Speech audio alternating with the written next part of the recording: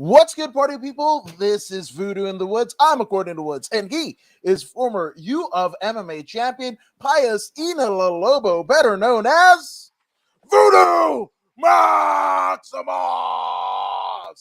I just want to say I'm very happy to be here with 8 or more a day Woods. It is what it is. So it shall be written, and so it shall be done. Yeah, I mean, you are speaking the language of one Jay Baptiste, who actually took on the franchise player Bad Blood, the OIWA North American champion, at last night's traditional wrestling entertainment taking place and emanating from the De La O Jiu-Jitsu gym in Stanton, California, because that guy has that manifesting and it is written and what have you. So I'm just saying. And shout out to everybody at Traditional Wrestling Entertainment. That was an amazing, amazing show last night. But also an amazing show. There was a lot of fucking punchy, kicky, slammy stuff, right? We had Clarissa Shields defend one of her titles in the UK and then get in jaw jack, a potential challenger. A Brit woman, and she was all like, I came to you, and you all you do is fight fucking bums. You a bum, and whatever the fuck. And show me your gold medals and shit like that. It was fucking live and in the living color. That shit was Damon Wayne as fuck. But also we had the UFC Fight Night, Strickland versus Hermansson. That is Sean Tarzan Strickland and Jack the Joker Hermansson, just in case you were wondering. But and Shaman Steve says, good afternoon, gentlemen. Good afternoon, Shaman Steve, and all of you guys that are watching us on the Voodoo in the Woods platform, the According to Woods platform, as well as bodyslam.net platforms. And we thank all of you guys for chiming in those places. So with that all being said, Strickland versus Hermansson, that was the thing. And then as a little bit of a extra, I guess, a hot take, as they say, we're going to talk about the Joe Rogan debacle, which he's been in a lot of debacles. So we're going to talk about a few of them. But before we get to that, we have the very first fight of the night. We have, and shout out to fucking Rafa Esparza, because we have a fucking verbal tap submission.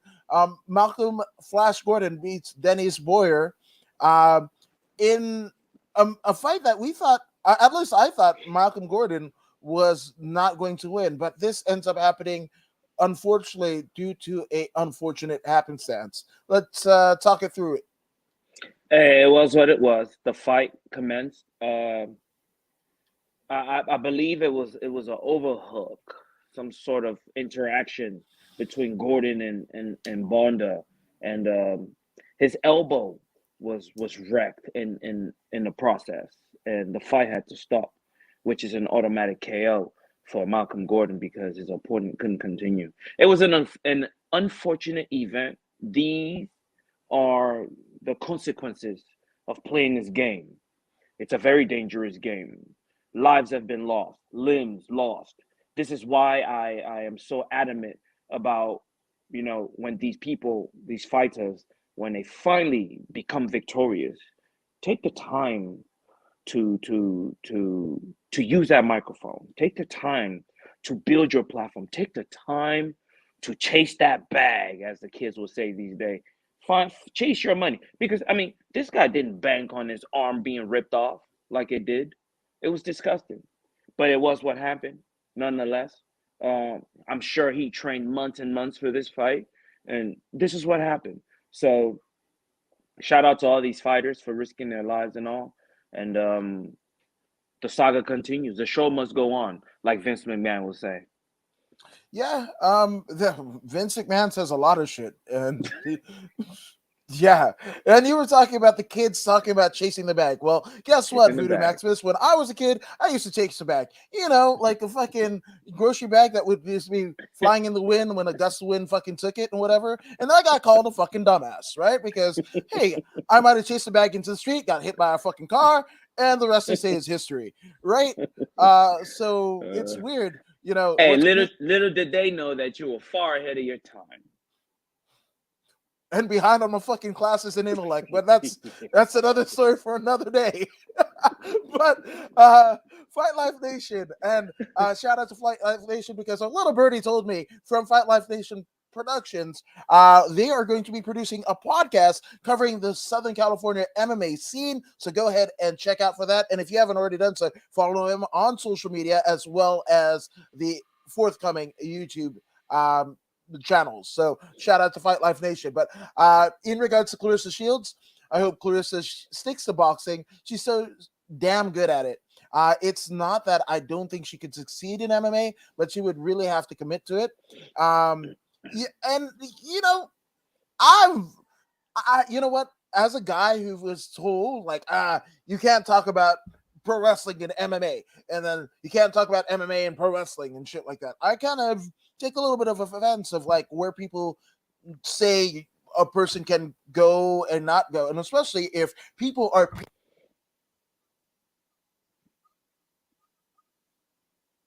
I can't hear you. Check your connection. The cord. Go talk. Got you back. Okay, so Fight Nation, I believe was the name. Fight Life Nation. Fight Life Nation. Thank you for that. I hear your point, and I feel your sentiment.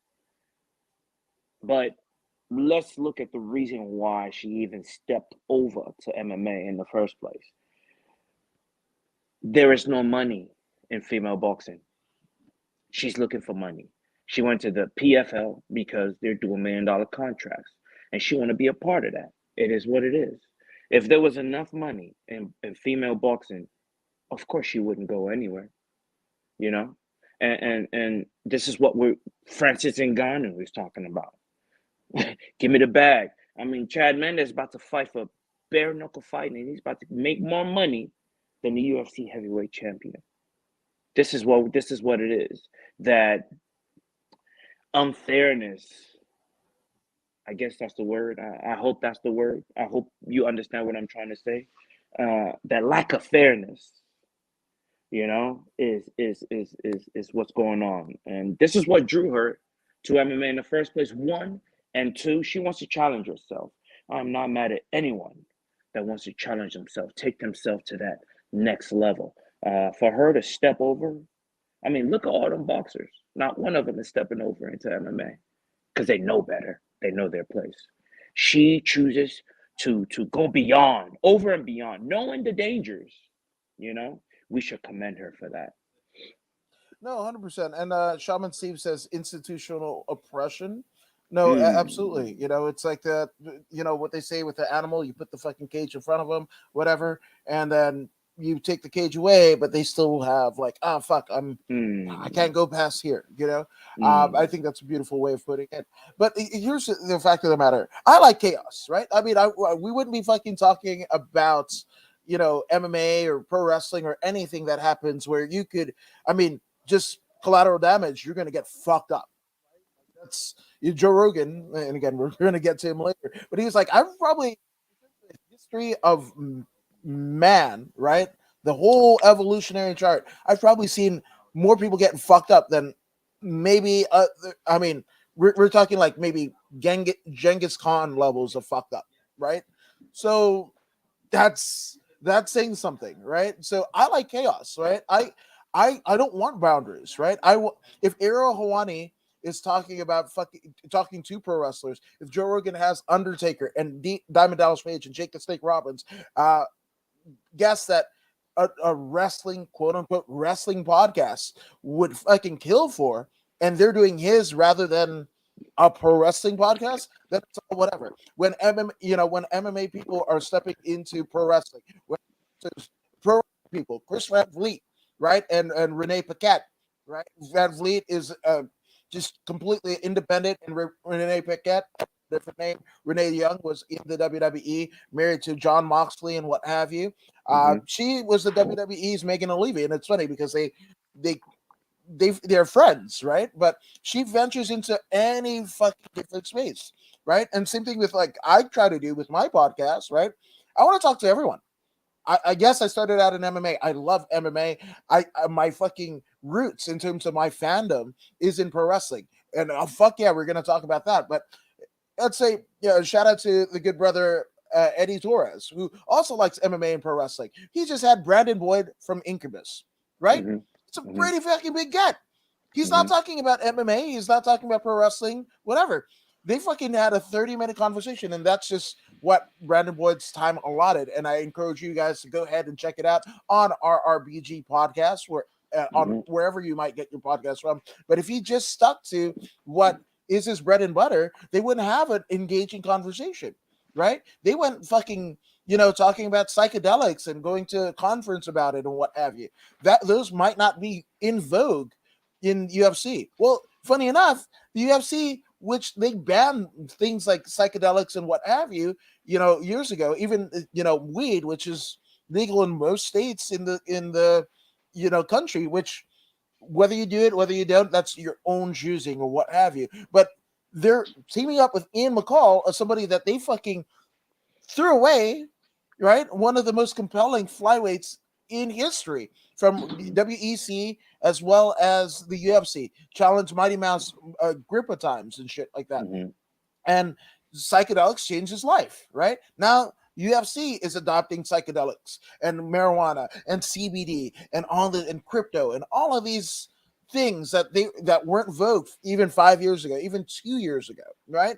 So I like, especially with the internet, I like that everything is just fucking wild and willy and shit like that. So Clarissa Shields, she wants to fucking fight Lethway. Let's fucking do that. She wants to go fucking play Right. soccer, And if it's not her, if Kid Rock started off as a rapper, now he's Ted Nugent's best friend. But I digress, Like Ted Nugent, Eminem, and Ted Nugent all came from Detroit. At least one of these things are not like the other, right? So with that all being said, I like that shit. I've got a fucking Johnny Cash fucking deal along with Zangief and Mm-hmm. fucking stuff Mm-hmm. from you know Mm-hmm. Ghostbusters. You can like a shit tons of things, and especially if you get people to pay. Maybe she's not satisfied, right? How many times have we seen athletes kind of fall off the fucking wagon, right? Because they've been doing it their entire fucking life, right? And in Mm-hmm. amateur boxing, much like Mm-hmm. amateur MMA and amateur Mm-hmm. anything, especially in the Olympic level, you're elite of the elite of the elite. But here in this country, that don't mean shit.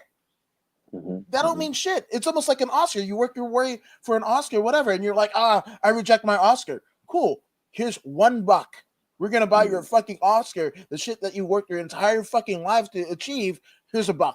Same thing with the gold medal. The gold medal in itself doesn't pay.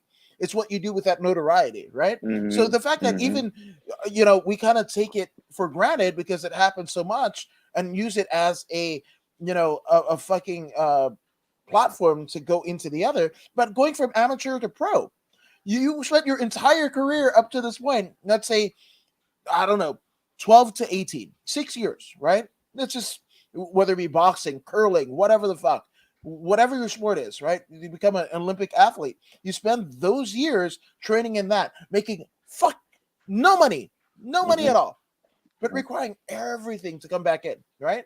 Well, maybe after doing that and testing your metal and literally we're talking about clearing out divisions. Clarissa Shields is one to clear out the fucking sport, right? But if she wants to become, she's on a different path. She wants to be the most dominant combat sports female athlete of all time. So if that's the case, if that's her goal, the Olympics, all the world titles that she's won thus far, and I think she's still in her early to mid 20s, means shit. She wants an MMA belt. She wants a kickboxing belt. She wants a left leg belt. Whatever the fuck. And if they're willing to That's pay, right. fuck it. That's And right. I love these weird deals where like Paulie Malignaggi, right? A fucking world-class boxer during his time, champion and what have you, and he gets fucking pieced up by fucking Artem Lobov, who's literally fucking the Conor McGregor's shoe, and he gets pieced up in one of the greatest fights in bare knuckle fight history. And Artem gets a fucking rub from that. Like it raises the acclaim of bare knuckle versus boxing, and it wasn't too far, too long ago rather, that MMA had the same thing where they brought in a James Toney.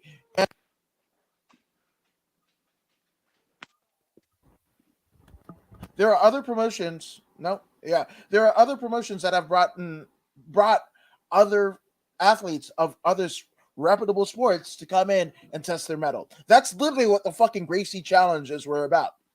Like we got jiu-jitsu, whatever the fuck you got. You're a boxer, you're a barroom brawler, you're whatever. That is literally the invention of the UFC, the need of the UFC, right? In its early days. So I like it. I like this course. If Ronda wants to go fucking make money WWE, if Brock,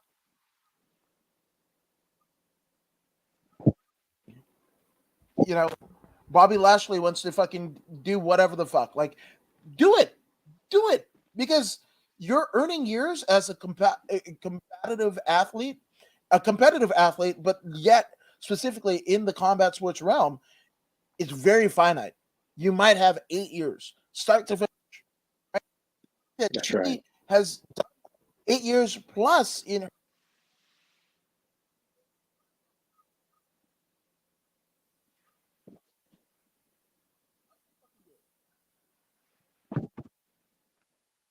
Yeah.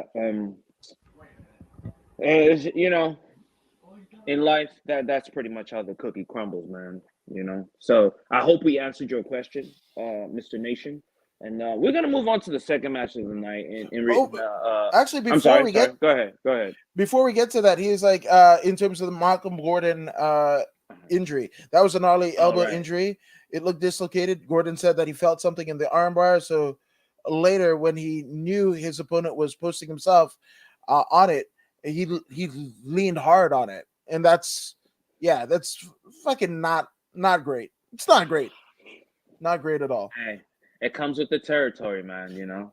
Which is Yeah. again, what if that guy fucking did boxing? What if he did pro wrestling and shit like that in a time, whatever, or started a podcast in a time where he's going to have surgery and have to have some recuperative time, have something else coming in, Twitch stream. Hey, hey. Just about 2 weeks ago, there was a similar incident in pro wrestling. The masked individual, I believe, was power bombed or something, and Oh, Ray Phoenix in yeah, AEW. yeah. He posted his arm and he crushed it right beneath his weight. I mean, these things happen, man. You know, these fellas are warriors, and warriors go into the den, the lion's den, knowing possibilities, what these possibilities, these outcomes can be, but yet they take that chance. You know, this is why we admire them. This is why we look up to them. You know, it's not because of their genius, it's because of their heart. Absolutely, no, 100%. And Shaman Steve says knowledge is no ledge. I like that. Mm. I like that. I like that. Shaman But Steve is at it. yeah, well, and we're gonna get into the main event, but Bruce Rob Trouter literally sprinkling fairy dust, alluding to what we're gonna get to. Right? He says Sean Strickland's next fight should be versus his own demons. The guy's a fucking nutcase, and Sean's next fight should be with his mind in a shrink's office, not in a cage. I don't disagree with you though. And again, I mean, you've got this fucking uh, finite window before those demons actually fucking catch up to you. So I'm just saying, fucking fight while you can. Which, speaking of fight while you can, the Fresh Prince Phil Rowe beat the Vanilla Gorilla Jason Witt by KO in the very second round of the fight. Man, Phil Rowe, the Fresh Prince, man, at a time where there's revamped Fresh Princes on the Peacock Network and what have you, right? Phil Rowe adopts that moniker and it proves pay dirt. I'm sure it's more than just the fact that he's the Fresh Prince that he won, maybe training and everything like that. But I want to fucking believe that it's because he got Fresh Prince and then Will Smith is producing a Fresh Prince remake on Peacock. That's why Phil Rowe knocked out the Vanilla Gorilla. and the Vanilla Gorilla went in there, giving away length, height, reach advantage. He knew that. He comes from a good team. I forget the Claus. That's his coach, or one of his coaches. Um, he went in there with the right game plan. We're gonna close the distance. We're gonna take this fella to the ground. We're gonna keep him down. We're gonna submit him if we can. We'll beat him up. You know, steal the rounds. Do what we have to for 15 minutes. But unfortunately for him, Phil Rowe is well versed in the art of wrestling takedown defense. So he was taken down in the first round, but it didn't really wear him down as his opponent planned in the Vanilla Gorilla. So second round, he got him down, but couldn't keep him down. Now we're on our feet. Now Phil Rowe, being the master of distance that he is, understanding his gift from God, he was able to create that space and maintain it, in which he kept throwing those long rangy shots, those ones and twos, eventually landing a two, which ended up being a three, and then he finished him off with that two. A 2-3-2 combination, drops Mr. Gorilla, puts him out, the referee steps in, and that was all she wrote. All she wrote, I want to know, it's all she row your boat in Phil Rowe's victory. Which, you know what? The Fresh Prince, right? A African gentleman, right? A gentleman of African descent, facing the Vanilla Gorilla, right? Maybe this is a prelude. Maybe they knew the whole time. Maybe Sean Shelby and Mick Maynard knew the shit that Rogan was going to get into this week and was like, he made a Planet of the Apes reference, and it was a bad one at that. Let's put the Vanilla Gorilla against a African gentleman, and let's see what the fuck happens. I don't know. Until I am proven wrong, that's what I'm going to choose to believe, and everybody's got a choice, and everybody's got a price for the $1 million man. But in the next fight, we have Jalton Halton. I don't know. Is it Halton? No, that's Spanish. Would be the J, would be the H or whatever. So Halton Almeida. Halton Almeida. Halton. Like reggaeton. No. Halton. Yeah. Halton Almeida against Danilo Marquez, right? And it was Jalton Almeida's fucking night, man. KO.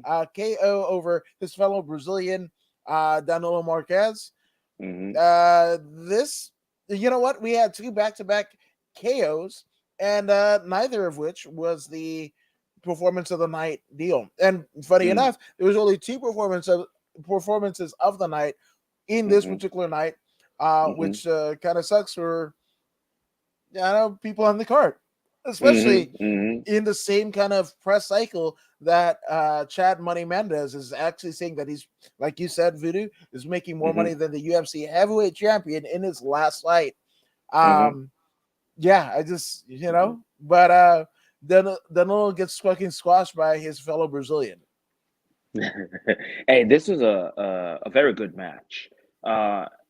Folks, take notice, especially those of you in the 205 division, the light heavyweight division. Take notice of Halton Almeida, because he's here and he's here to stay. The man has only lost twice, one unanimous decision and one knockout. And that was early on in his career. He's here to stay. He understands his gift from God, and that's mastery of jiu-jitsu. Built like a African god. I was going to say Greek god, but he ain't Greek. He African. Built like a African god, just chiseled, 6 foot something, real tall. His opponent also, Marquez, was pretty tall. And it wasn't about height. It wasn't about height. It wasn't about reach. It was about one man's mind crushing the other. Immediately, Almeida went in there. He stood in for a split second. As soon as he saw his opportunity, he went straight for that takedown, took his opponent down, transitioned very well. Sooner or later, he was able to secure that mount, and then he starts the hammer fist. The hammer fist was plentiful. I mean, it wasn't really that bad, right? Perhaps the referee could have let it go, but it didn't seem like the man was going to get out. It didn't seem like he was going to escape from the position he was in, and there was still 2 minutes and 57 seconds left on the clock. Get out of here. The man was pounding your face in. The referee saved you. You still have a career. Just be happy. Danilo wanted to complain, but I saw no grounds for his complaint, as though he is Brazilian. He had no answer for Almeida's assault. So therefore, KO, so it was written. Yep, it was definitely written in the books. But speaking of the books being written as far as the UFC female bantamweight division, Alexis Davis writes another chapter in her history, uh, basically besting a tough and a pretty upstarting Julia Stolorienko via unanimous decision. Like not one round going to Julia, unfortunately. And we were talking about the accomplishments of one Alexis Davis, and Mhm. especially how she, with the records that she has, she's literally gone through the phases of you know female bantamweight relevance, right? That would be like Dr. J, right? Playing in the 70s in his peak, somehow by fucking, I don't know, unnatural methods or whatever, stuck through the 80s in his prime still into the 90s, right? And he Mhm. basically took a position where, and a prominence where the sport wasn't really doing well, and the athletes weren't being financially compensated, and riding it right into the wave of financial, not just compensation but prominence, right? And this Mhm. is Mhm. essentially what Alexis Davis has done. She was Mhm. fighting on those like weird, grimy South Dakota cards where the promoters probably, especially as a female, probably wanted like horrible things of these female talents and what have you. Obviously, I don't want to allude to anything, but these are the dark days of women's MMA, and she rode Mhm. that in with the fucking Strike Force shit, and you know, Ronda Rousey fought Ronda Rousey in Ronda's claim to the title or title defenses. Um, you know, so hopefully she's hitting pay dirt, but still proving that she is top tier, condition and athlete, even in her what could be her twilight years as an active fighter. Yes, yes, indeed. Everything you said, 100%. Her opponent, Juliha, very good striker, very good striker. Seems young, seems she's still working through understanding balance. And when I say balance, balance that meaning energy allocation. Um, Alexis Davis did a very good job of pressing her and pushing her and pressing her and making her move, forcing her to use energy she didn't plan on using. And this was key to victory for Alexis Davis. In the first round, Julia was able to secure a couple of arm bars. You know, it looked pretty bad, but the Alexis Davis seemed to be very flexible in the elbow region and didn't tap. So a lot of energy lost there, but the fight continued. Moved on into the second round. Alexis Davis more pressure. The cleaner strikes came from Sororenko, but the persistence and heart and grit of Davis sufficed, and she won the match. Especially that third round, it was very convincing that if the fight was to go on, there's a good chance Alexis Davis could have killed this chick. So therefore, I have no problem with that unanimous decision victory. Yeah, I don't condone killing anyone. So see, it's not like I'm wearing a Josh Barnett literal axe in a skull t-shirt, what have you. But yeah, don't kill anyone. But yes, impressive performance. Even still, in terms of adversity overcoming, in this kind of phase of her career. Mhm. Um, this is it's fucking tremendous. It's fucking tremendous. I hope when all is said and done, she will be enshrined in the UFC Hall of Fame because again, 30. What's her fucking record? It's 21-11. 32? Yeah, 32 32 fucking fights? fights. Mm-hmm. That's Mm-hmm. damn good god, it's amazing. So but moving on, speaking of a guy that has been long outside the UFC's bubble, is Chidi Bang Nojukani, Mm-hmm. where he fucking KOs Mark Andre Barrial in 16 seconds of the first round, earning himself a $50,000 bonus, one of two that would be handed out on this night. So, man, again, Chitty as well as his brother, right, have long since wanted to get into the UFC and what have you. I think Chitty went the LF, he was in Bellator. I mean, come on, he's 21-7.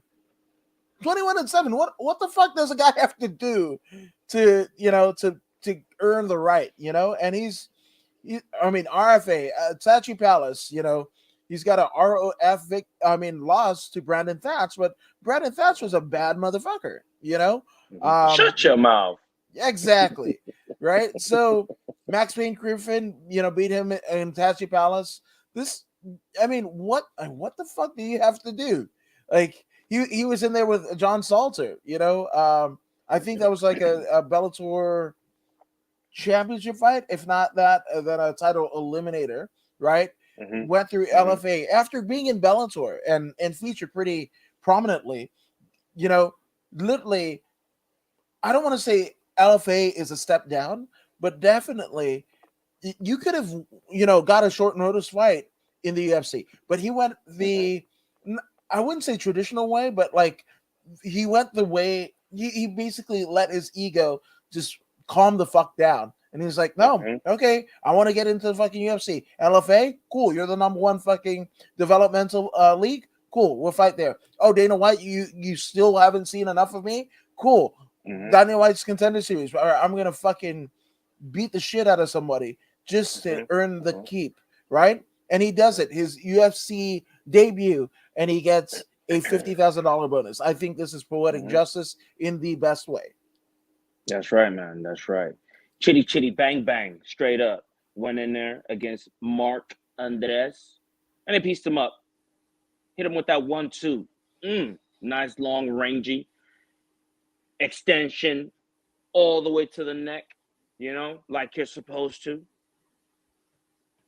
Firing these shots with the hips, stealing the energy from the ground, traveling through the legs into the hips, distributed like UPS, sorted like UPS and FedEx into the fist.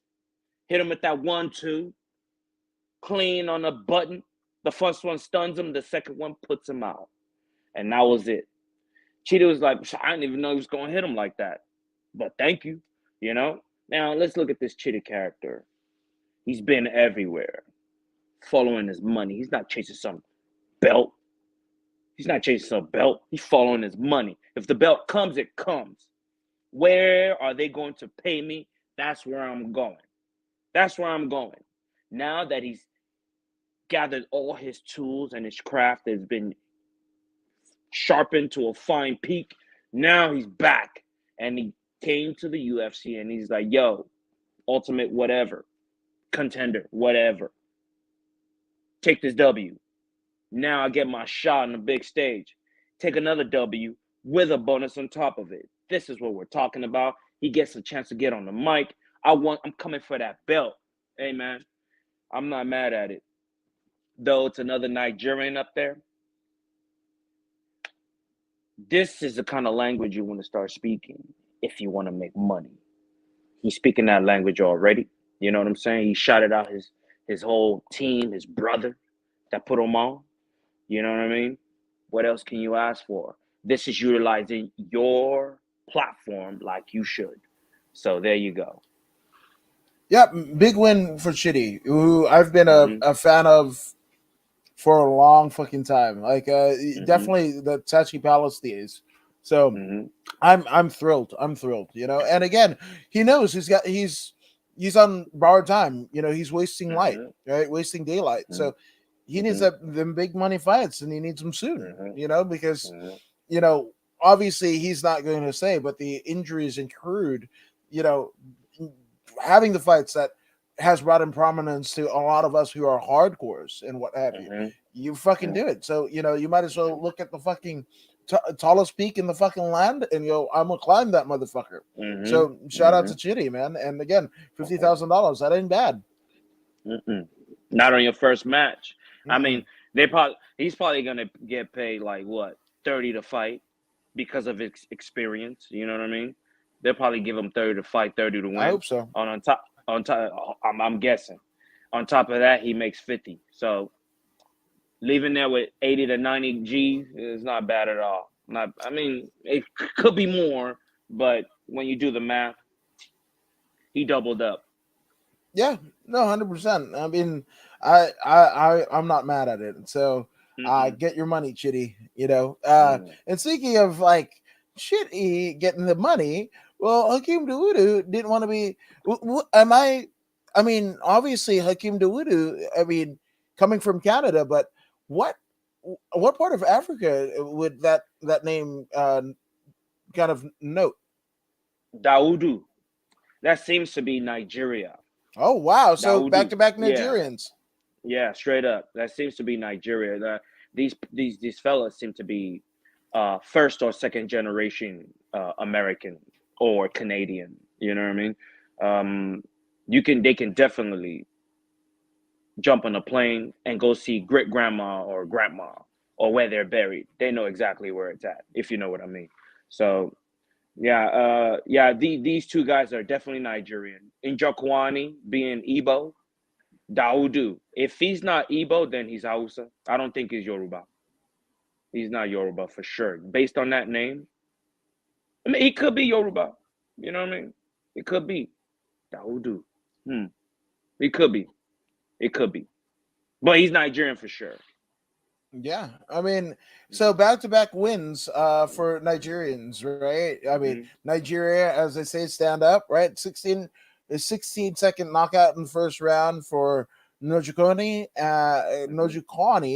and a unanimous decision for Dawodu over Mike Trizano. And Mike Mhm. Trizano, damn near perfect record. He was going into this 9-1, and Mhm. Dawodu basically, like, hey, you thought that one fight that that marred your undefeated streak. You thought that was a fluke. No, no, no.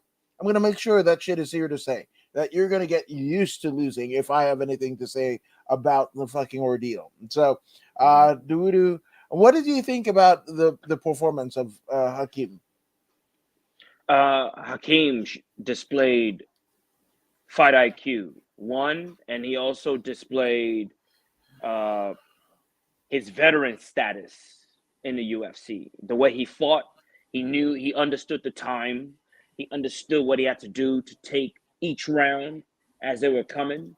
As Mike Trezano was very a formidable opponent. It wasn't, though it says unanimous decision, these were 10-9 rounds, They were 10-9 rounds. It wasn't like a blowout fight.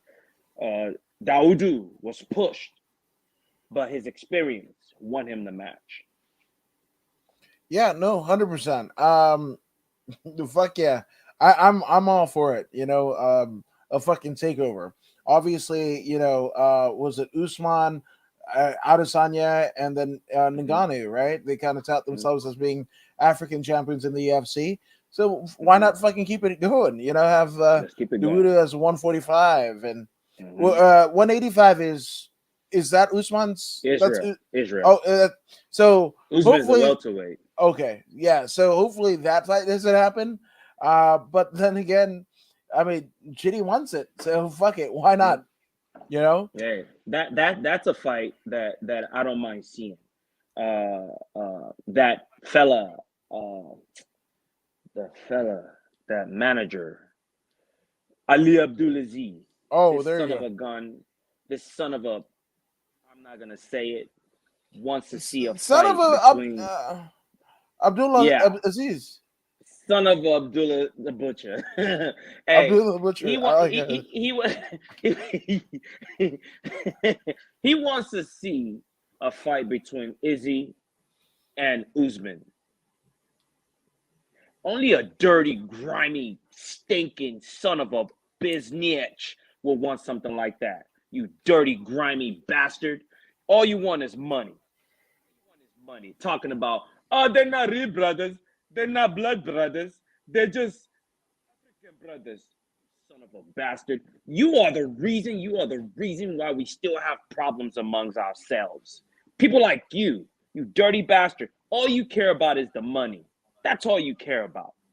All you care about. If these two gentlemen talk to each other and they came up with that idea, then I will understand. But you grimy, stinking, disgusting, decrepit, I just can't stand this guy. I don't know what it is, man. I don't know what it is. He's nothing but a. When I look at him, I see a slave driver, an Arab slave driver. That's what I see. Straight up, man. That's how I feel about this dude. What? Okay. Straight up. All right. That's it. I mean, that's a take. And Jamal King Harris says Voodoo. And he's so proud of his teammate, Sean Strickland. And what you're saying is absolutely facty. So yeah, I mean, we're getting closer to talk about your teammate, good sir. But before we get to that, no, I mean, you're right. You're right. I don't know what the fuck to say. But then again, I don't know Ali or whatever. But yes, if you're like, oh, he's a reputable, person in society, his actions, if that's his goal, his actions may not fucking jibe, right? Might not match up to what his intentions are. So if you're trying to be a good person and then behave in the manner in which you do, you might be fucked. That's what I'm saying. That dude, he ain't no good person, man. He ain't no good person. All he cares about is money. And people like that are dangerous. Yep. I mean, that is true. That is true. History has been chock full of them, so unfortunately that's the way the cookie crumbles. But speaking of cookies, right? We have John Sexy Mexi Castaneda basically beaten Miles Johns. Now, John Castaneda was in a similar situation as Chitty, where he was locked up in a Combate Global. Well, now it's Global, but at the time that he was in, it was still Combate Americas. And he was actually a Combate Americas champion, right? And kind of locked up there. He always felt like he, would measure up to a lot of the people there. He trains in Minnesota where Brock Lesnar used to train when he was still competing in MMA, so he's there, he's there. And a veteran, coming out of this fight 19-5 with a finish here. Not bad for Mr. Sexy Mexi. Yes, not bad at all. Not bad at all. John Castaneda, it's been a long time coming. It's been a long time coming.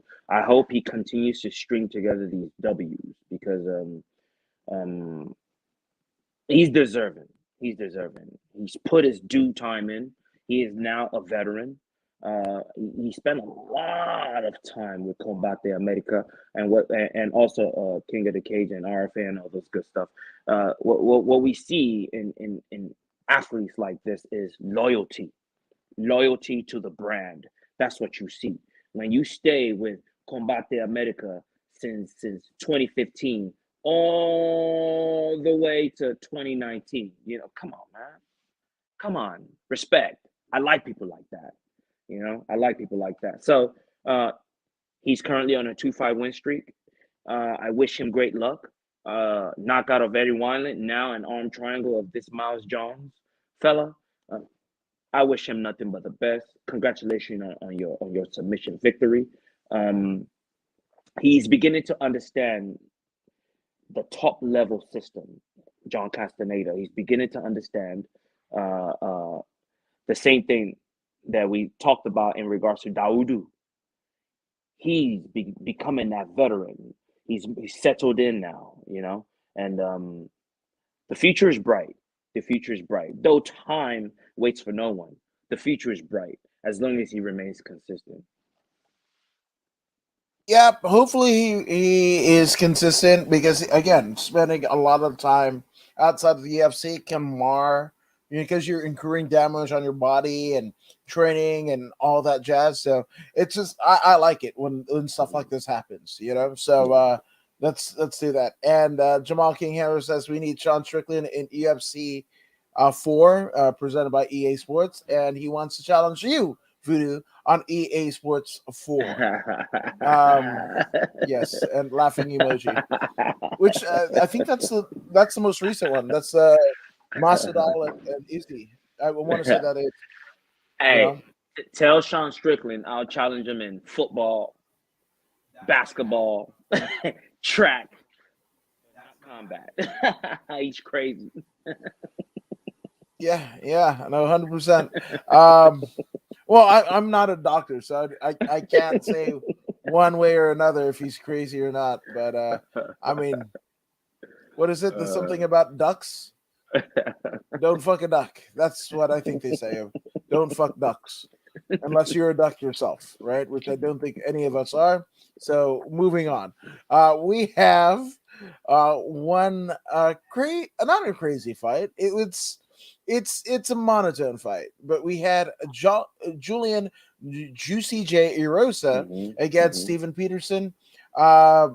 These two, well, especially in the case of Peterson, was pretty bloody, right? That's what you could say, and it was alluded to by Mike Bisbing, right? That Julian Erosa had been jaw-jacking Peterson on social media, spamming his DMs with shit that he knew that was going to piss him off. But Erosa himself said, "I knew that I had to do this because I knew what type of fight this was going to be." Right, so I wanted to fuck with his head a little bit, which I don't mind. I don't mind at all. Hey, the fact that the UFC didn't give these two gentlemen fight of the night, I'm very disappointed. Very disappointed. It was a complete mixed martial arts battle. It was not a slugfest. Though they bled, this was not a slugfest. This was calculated. It could have been more technical, right? But it was what it was. The gentleman grappled. The gentleman clinched. The gentleman boxed. The gentleman kickboxed. They jujitsu. They did everything. They did everything. They were both rocked. They rocked each other, but kept going. You know what I mean? I saw the most heart in this particular match. The most heart of the day was in this particular match. Yet, they have no rewards for it. The UFC should be ashamed of themselves for not having a Fight of the Night award on this particular night. No, 100%, 100%. Jamal King Harris says I'd smash him, Voodoo, which maybe it's Castaneda, but I don't. Castaneda? I don't know. Wait. Castaneda is 135er, man. I don't know if you can make that weight though. Ooh, ouch. And UD unanimous decision, and GCJ did his thing. Coming from Extreme Couture as well. So shout out to Extreme Couture. Back-to-back wins. Well, not back-to-back wins. I mean, win at the top and then win here. And they got 100K. So apparently, Tapology's fucked up. Yeah. Okay. Good. I'm happy they got 100K because Tapology that doesn't show. It doesn't reflect them getting any bonus. But if they got a bonus, then I take my words back, UFC, because they are so goddamn deserving. It is what it is. Yeah, and Jamal saying I meant unanimous decision smash Strickland in football. I would smash him in football too, man. Straight up. That's why I chose football. Hey, I'll even beat him in soccer. How about that? There you go. A little bit of the footballs. You know what I'm just saying? And Voodoo would kill me. There you go. Although Jamal King Harris has a penchant of getting after people in football that come into MMA.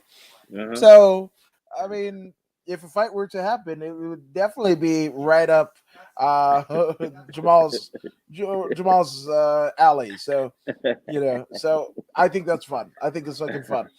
And then he says facts, right? But speaking of facts, there is no fact other than, Julian Erosa won.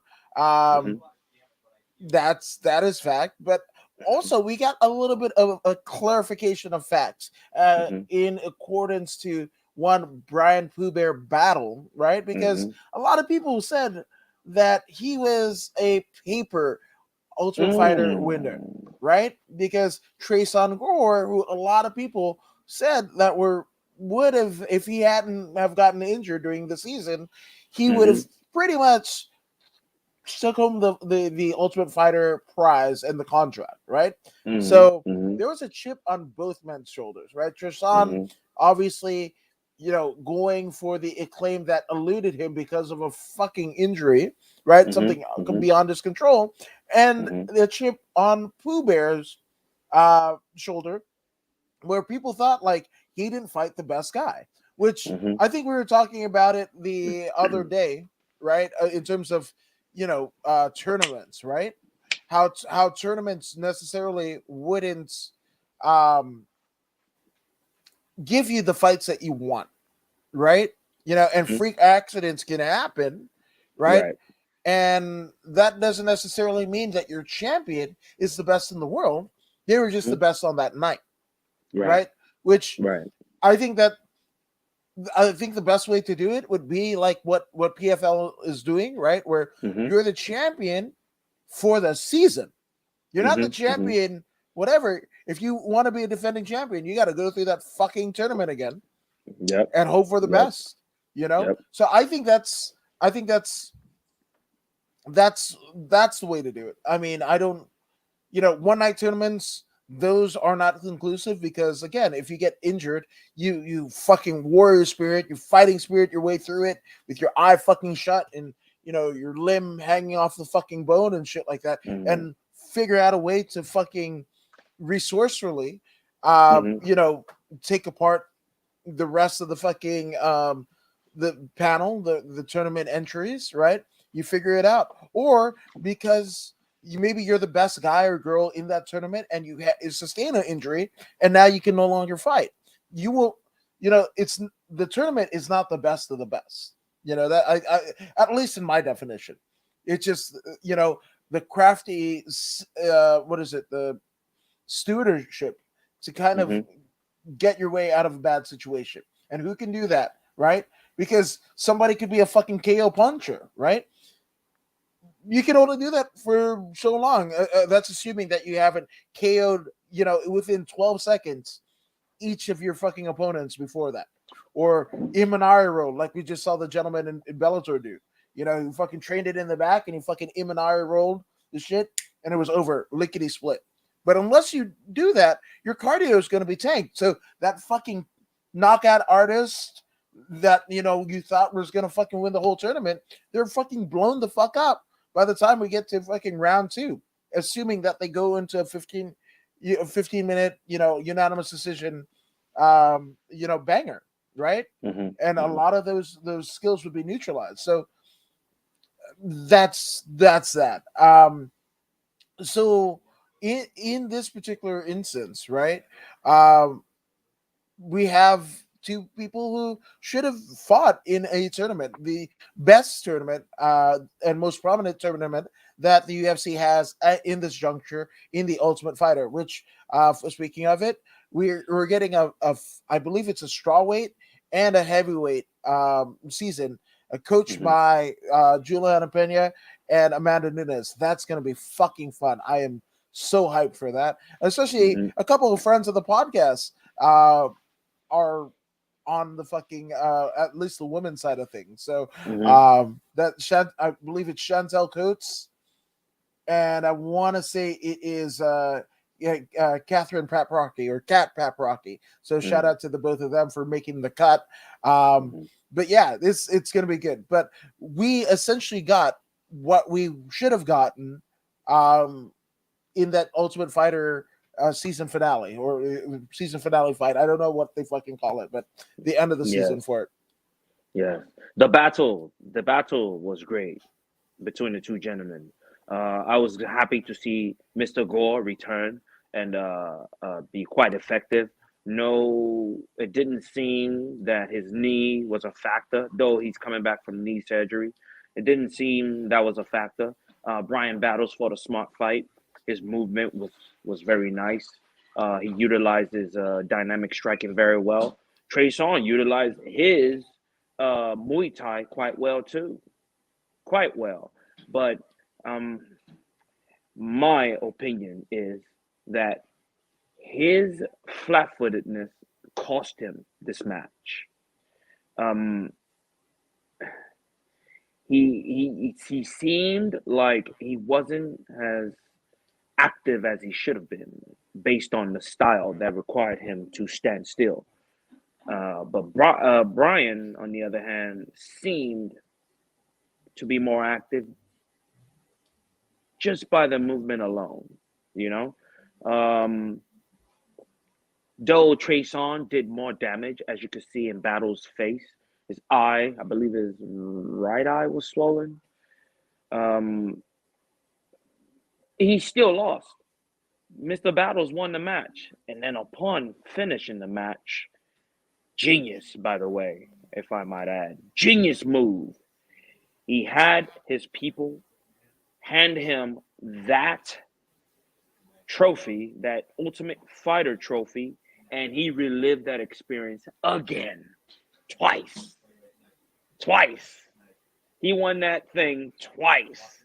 And that was genius. Whoever told him, if this was his idea or someone told him, hey man, you should accept that award again and declare yourself yet again the Ultimate Fighter again. That was beautiful.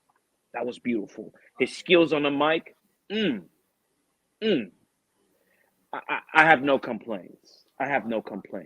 Utilization of the mic skills was on point, and he won the match. He used the mic skills. The rest is up to the machine to push him. He's done his part. Yeah. And Jamal says you're his OGT, right? Yeah. What's OGT? I'll go with it. And that was a robbery, and he felt that Gore won. I don't know. I don't like decisions. Obviously, finishes. This is a unanimous decision, though. Yeah, I know 100%. But it's just like those mercy kills, right? The like you alluded to, maybe fighters in the twilight of their career are fighting out the fucking contract or whatever, right? Mm-hmm. I want them to get fucking slaughtered. And it's not because I don't like them or whatever, but a fighter is tough, right? You have to have something bearing short of a fucking catastrophic injury, right? To make them believe, hey, it's done. Because if there's like one sliver of a chance, like I know guys and girls that they know they're retired. They're looking for one fight so they can hang it up on a win. Right? And the tax on the body, kind of, training for this fight and what have you. It's not fun. So with that all being said, I don't like decisions because again, the tax that it has on your body. But again, if that's all you can do, that's all you can do. Aside from that fucking Tyron Woodley, Stephen Wonderboy Thompson, that is please nobody defend that shit. No. But it seems this particular decision was warranted because both gentlemen are actually quite young in their career. Yeah, 100%. Mr. Battles is 7-1. Treson is 3-1. This was his first loss. So they are the future. I will advise Mr. Gore to master the mic. He's got an excellent chance to be one of the best. I'm watching him. His skills are still raw. He's young in the game. He will grow. He just needs to keep his mind focused and string together some wins. Please learn some mic skills. Of course, he didn't get an opportunity to speak on the mic, so we are not quite clear just how good he is on the mic. But when that opportunity comes, he should be prepared because he's got something. He's still a diamond in the rough right now that needs to be polished. And with time, he will be polished and he could shine. Battles already gets it. That's what I see in Battles. Yeah. He already gets it. He already knows how to steal matches. He's got a few more matches ahead of Mr. Gore, but he already knows how to steal matches. He'll take you down and steal that last round. And he's already playing the game, right? He's already playing the game, and he's playing for keeps. I am not mad at Mr. Battles at all. He gets it, and he's going for that. I wouldn't even say title. He's going for just victory in life, is what I would say. He's going for victory in life. No, 100%, 100%. Well, Treson wasn't a guy that, because I watched the entire season of The Ultimate Fighter. Mm-hmm. I see what people saw in him, Mm-hmm. but this is the problem with being a good fighter, just being a good fighter, and not having a way to connect with people, right? Right. Mm-hmm. He was, he was a fucking KO artist, right? But could I tell you anything about Treson Gore other than him and Ryder Newman were friends, and that's about it. They were sharing Bible scriptures, which, if that's your deal, that's your deal, right? But that I couldn't tell you, he and for me, and again, this is not a diss, but he literally looks like the middle part of an evolutionary chart. Like he looks like, and he kind of fights like one too, right? And that's the thing, his look and whatever. There needs to be something where he can capitalize it, where he can prove pay dirt if he wants to, And I say the same thing with Ryder Newman, right? If they're on the religious tip, fuck it, go full on, man. Diego Sanchez and fucking carry across to the ring or whatever. Like do something that will, that base. If that's your base, fucking go hard at it, right?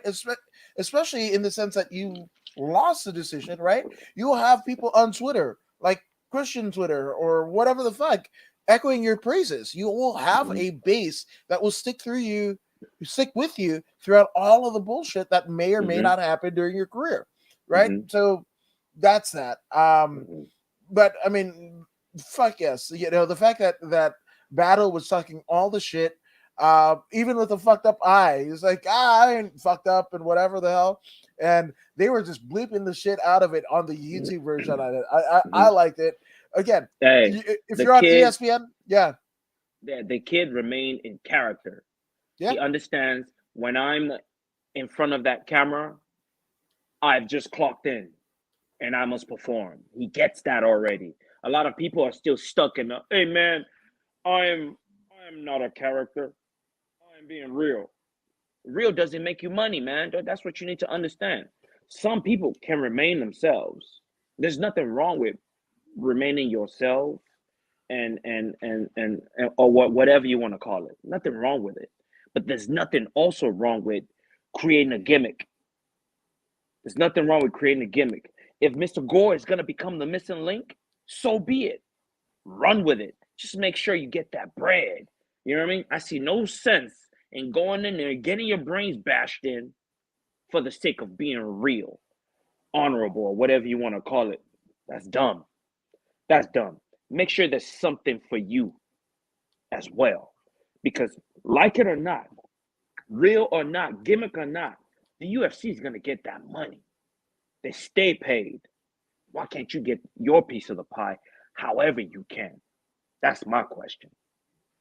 No, 100%. And I think that is something, going back to the Clarissa Shields, right? Like, that's something, she's talking all the smack, as Layla Ali did before her, right? And you want to talk about, amazing victories, Hall of Famer Christy Martin, and overcoming, the sexual and physical abuse of her then husband, right?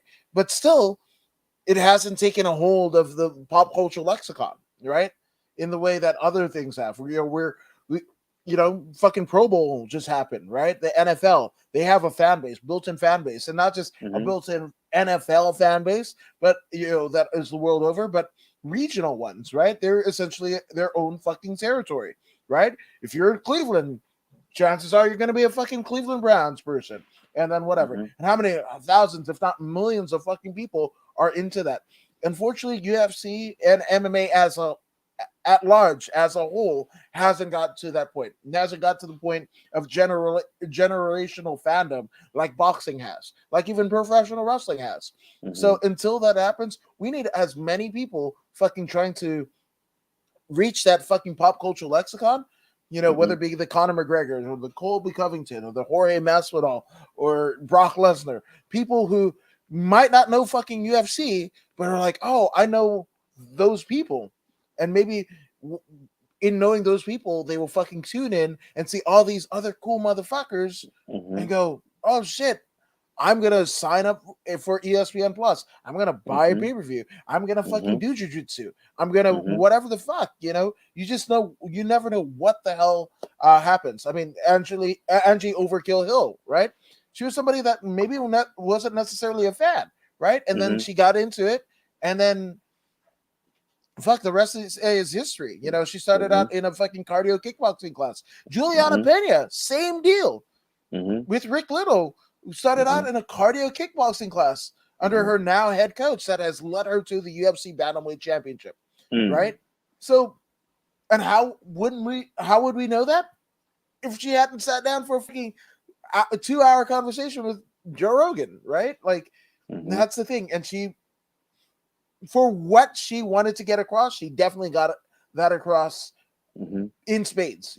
She's a fucking tough hombre, so but again, that's why we need the Ultimate Fighters or whatever, things that kind of reach people and capture people's imagination. So I dig it, so good win for Battle, kind of silencing any naysayers in people who didn't think he might have won.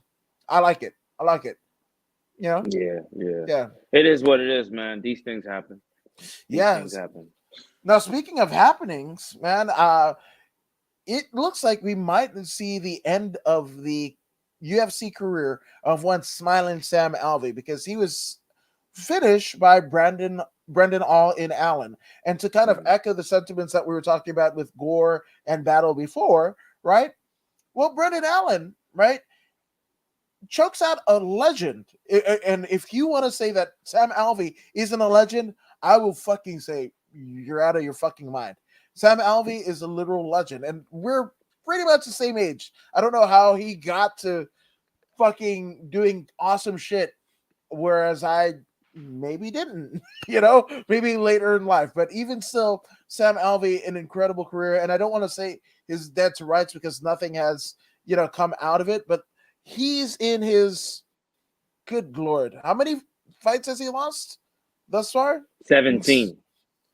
Yeah, 17 fights, but in this current season, he hasn't 7 won straight. Yeah, 7 straight loss. Right? He hasn't won anything since John Vellante back in 2018, and has had 7 fights since, and all being in the losing end of all of those, right? So one would argue that this might be the end of the road for Smiling Sam, and again, this is somebody who, through his, tough fights, who he is, he's married to a person who I believe won the Tyra Banks America's Next Top Model, and if she didn't win, she definitely captured the hearts of that fan base, where she's a notable person and one of her husband Sam Alvey's coaches, right?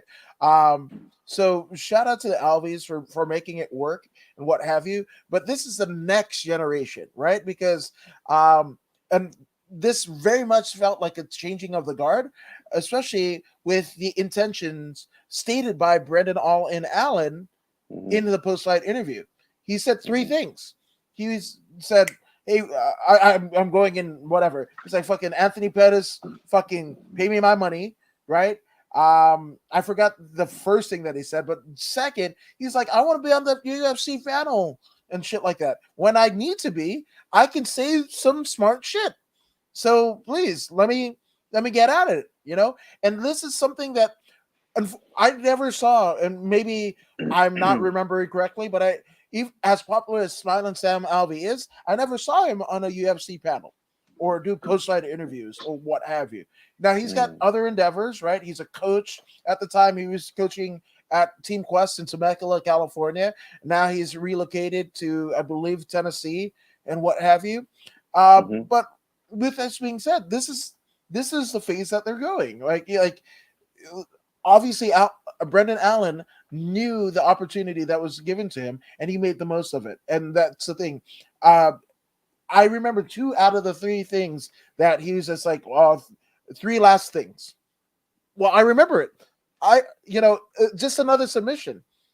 Okay, a submission over over a legend. That's cool too, right?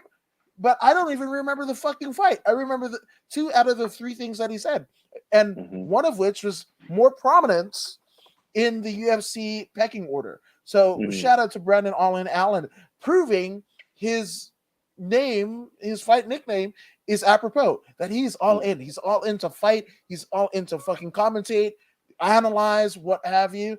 I love this. Yep. And that's pretty much what we've always talked about, the utilization of the microphone. It's essential to your success as a fighter. The man got his rear naked choke. Of course, he beat a veteran. It wasn't much of a challenge for him. He took no damage. I bet you Brandon Allen can fight again next week. He took no damage, secured a beautiful rear naked choke. It was what it was. He jumped on the mic and he did that thing. Can't be mad at it. Cannot be mad at it. It's not his problem that they put a veteran in front of him. You know what I'm saying? If Brandon Allen hadn't done what he did, trust me, Sam Alvey would have smashed the hell out of him. It was what it was. He beat an older guy, 35-year-old, and he made the best of it. It is what it is. And I mean, Alvey rocked him that first round. There you go. Never forget. He fucking clipped his ass. Like anybody. Okay, maybe Sam Alvey, in terms of UFC contention or what have you, either might have bad matchups or whatever you want to attribute it to, right? But if you say Sam Alvey isn't a badass, again, I'm going to fucking respectfully disagree, right? Sam Alvey is still one of the best, but there's even in one of the best, there's an echelon right above that, right? There's that elite level, that optimized level where it's just fucking samurais, right? And maybe Sam Alvey's not that anymore, but he can fucking have a KO should he have another fight, whether it be in the UFC or whatever, and make me eat my fucking words, because Sam Alvey is that fucking guy, right? Yeah, just Sam Alvey is that guy. He is that guy, because we talked about this last Thursday. I mean, the dude consistently losing, but performing in every loss. 7 fights straight losing, but yet they give him another match. That's a testament of just how good he can be, just how good he is. And you know what's crazy, right? Because Jamal Harris, you said that you wanted to have Sean Strickland in the UFC game, which I echo your sentiments 100%, right? But you know who is Voodoo? You know who is in the UFC game? I can't hear you. Can you hear me? Yeah. Can you hear me? Yeah. I can't hear you. Let me hear you. Okay. Can you hear me now? Okay. So I'm gonna let me go out and come back, bro. Yeah. This whole thing. So you know who is in the UFC 4 video game? Smiling Sam Alvey. He is a playable character and has been for the last 2 UFC games, right? And this is somebody that has left an indelible mark in the UFC. So it's this might be the end for Smiling Sam. Would you agree? I think so, man. 7 straight fights at the highest level. Yes, he's he's a warrior. There's only so much you can look away. Then the company becomes negligent, So I wouldn't be surprised if this was the very last one. I mean, Sam, he could still coach. I mean, it's not over for Sam in MMA.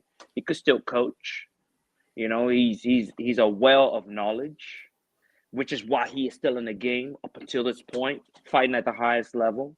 So he'll get another shot, maybe at coaching, but I don't see him in the UFC octagon fighting anymore. Yeah, I mean, what a career it was. If this ends up being the end, at least in the UFC, not to say that he won't fight elsewhere or what his intentions are. It's still early to tell. But as somebody that has had some amazing run-ins with Smilin' Sam over the years during the course of my career, interviewing not just him but a lot of his fighters coming out of Team Quest in Temecula. Man, thank you, just fucking thank you for being a cool ass dude, man. So yeah, there's that. But speaking of some cool ass dudes or some fucking assassins, rather, Shavkat Rakhmonov, right? Mm, The Kazakhstani. This shit ain't mm, Borat. This mm, he's not very nice. No, mm, this shit was fucking KO, which is an mm, anomaly, right? Because we mm, talk about you know maybe Brazilians that enter combat sports that don't know jujitsu, or Thai that might not know Muay Thai, right? Coming into mhm, combat sports, I actually mhm, don't think that latter part is a thing because mhm, you're. It doesn't matter what you identify. There's children fucking Thai fights. There's men Thai fights. There's women Thai fights. There's transgender, male to female and female to male Thai fights. The Thais come to fight, and it's Thai boxing. They're the shit. But like, to be of that Eastern Bloc, the Kazakhstan, Dagestan, Russian Federation, what have you, and to have KO power. This almost is reminiscent of Junior Dos Santos, right? Junior Dos Santos, not a Brazilian Jiu-Jitsu practitioner, but known for his boxing, right? Same thing with Glover Teixeira, right? Glover mhm, Teixeira mhm, is a little bit better than Junior Dos Santos in terms of the wrestling and mat wars and what have you. But I mean, the fact that Shavkat, you know, KOs his opponent of the night and earning himself the last performance of the night bonus. Um, I mean, it's a fucking cool thing. Now, before before we get to it, I also love the interview after because it was hilarious. It harkened back to when Rogan in the early days, those Palms Casino fucking days of the UFC, right? Or the Hard Rock, days of the UFC, where Rogan would be, interviewing a Brazilian fighter or a Thai fighter or what have you, and there was no interpreter, and it was just like mhm, this weird fucking mhm. disconnect and shit like that. That happened to Michael Bisping, and it was hilarious to me. As somebody that has been there myself, right? I could appreciate the fucking whatever. And you see Bisping get flustered because, Bisping asks the question, right? And they try to go over to the fucking translator, but Shavkat, they basically push it back to Shavkat. Shavkat is speaking in his native Kazakh. That's what I'm going to his native language for sure, right? And then when it was almost like a fucking two-man team, right? Where Shavkat points the microphone back to the translator, who asks Shavkat a question and cutting fucking Bisping completely out of it. And you can see fucking like Bisping was like, "Wait, am I gonna fucking talk? Like, this is what I'm paid to fucking do, And by the time it swings back to Bisping, Bisping is fucking rapping that some bitch out. And Yeah. for all the words that fucking Shavkat was saying, it was like, yeah, I know. I think the interpreter was like, "Oh, I knew that fucking wheel kick or whatever." It was, Shavkat might have said 50 words. That interpreter wrapped that some bitch up in like 8. So either he's the Mhm. world's best interpreter, or he fucking just was like he ad libbed that shit. Like that, what is it? The fucking uh not the homicidal. You remember they hired somebody to fucking do sign language for Obama, and it turns out that she was like a It fucking was BS. sociopath or whatever the fuck. That's what it felt like to me. Oh my goodness. Hey, this Shafkat fella is special, man. Oh my goodness. At 170 pounds, he's a beast. He's a terror. Imagine Shafkat versus Khamzat. Oh, oh my Yeah, goodness. yeah. Imagine that. Imagine that battle. Would that We be haven't the even. battle of the Sots? Hey, hey. It will be the battle of the mountain men. Wait a Wait, minute. like William Regal? like a man's man. That was Regal's first gimmick. Like he was Lord Steven Regal in That's right. the WCW, and they're like, "Oh, we got the British guy. You know, one half of the Blue Bloods. You know what we're gonna do with him? We're gonna put him in a hard hat and a fucking flannel shirt with cut off jeans, and like he's a man's man. That's what we're gonna do. And also, he might be battling a drug addiction. So right on. That's it. I'm not talking shit about Regal. Regal's like one of my fucking Regal's all-time favorite. awesome. He's fucking great. He's fucking I've great. always loved him. Yeah, same. I'm like, I got goosebumps just fucking talking about him. I think I even have the WCW fucking action figure with him and Dave Taylor, where you press the button, all they did was fucking rumble. Didn't do shit else. Just you press the button and they had a fucking seizure or shit like that. Hey, one of the best technical wrestlers ever. Yes, He 100%. understood the game inside out. He understood the back. He understood the psychology in the ring itself. He's a great leader. He follows, but he leads. I mean, he's just a plethora of knowledge when it comes to sports entertainment. He was awesome. Yeah, no, 100%. And actually, just to kind of like that early era, like the early 90s era of WCW, like imagine like a Cactus Jack Mick Foley and a stunning Steve Austin and a flying Brian Pillman and a terrorizing who would end up becoming fucking Triple H and Regal, right? And them all riding together and just fucking shooting this shit, dude. I swear to God, I wish it were like 30 years or 20 years in advance where you could fucking put a GoPro in that car. You know, all of those guys in their fucking infancy. And sometimes you would pepper in a Bobby Eaton or Rick Rude and shit like that, or Larry Zbysko. Like, oh man, if I could be a fly on the wall.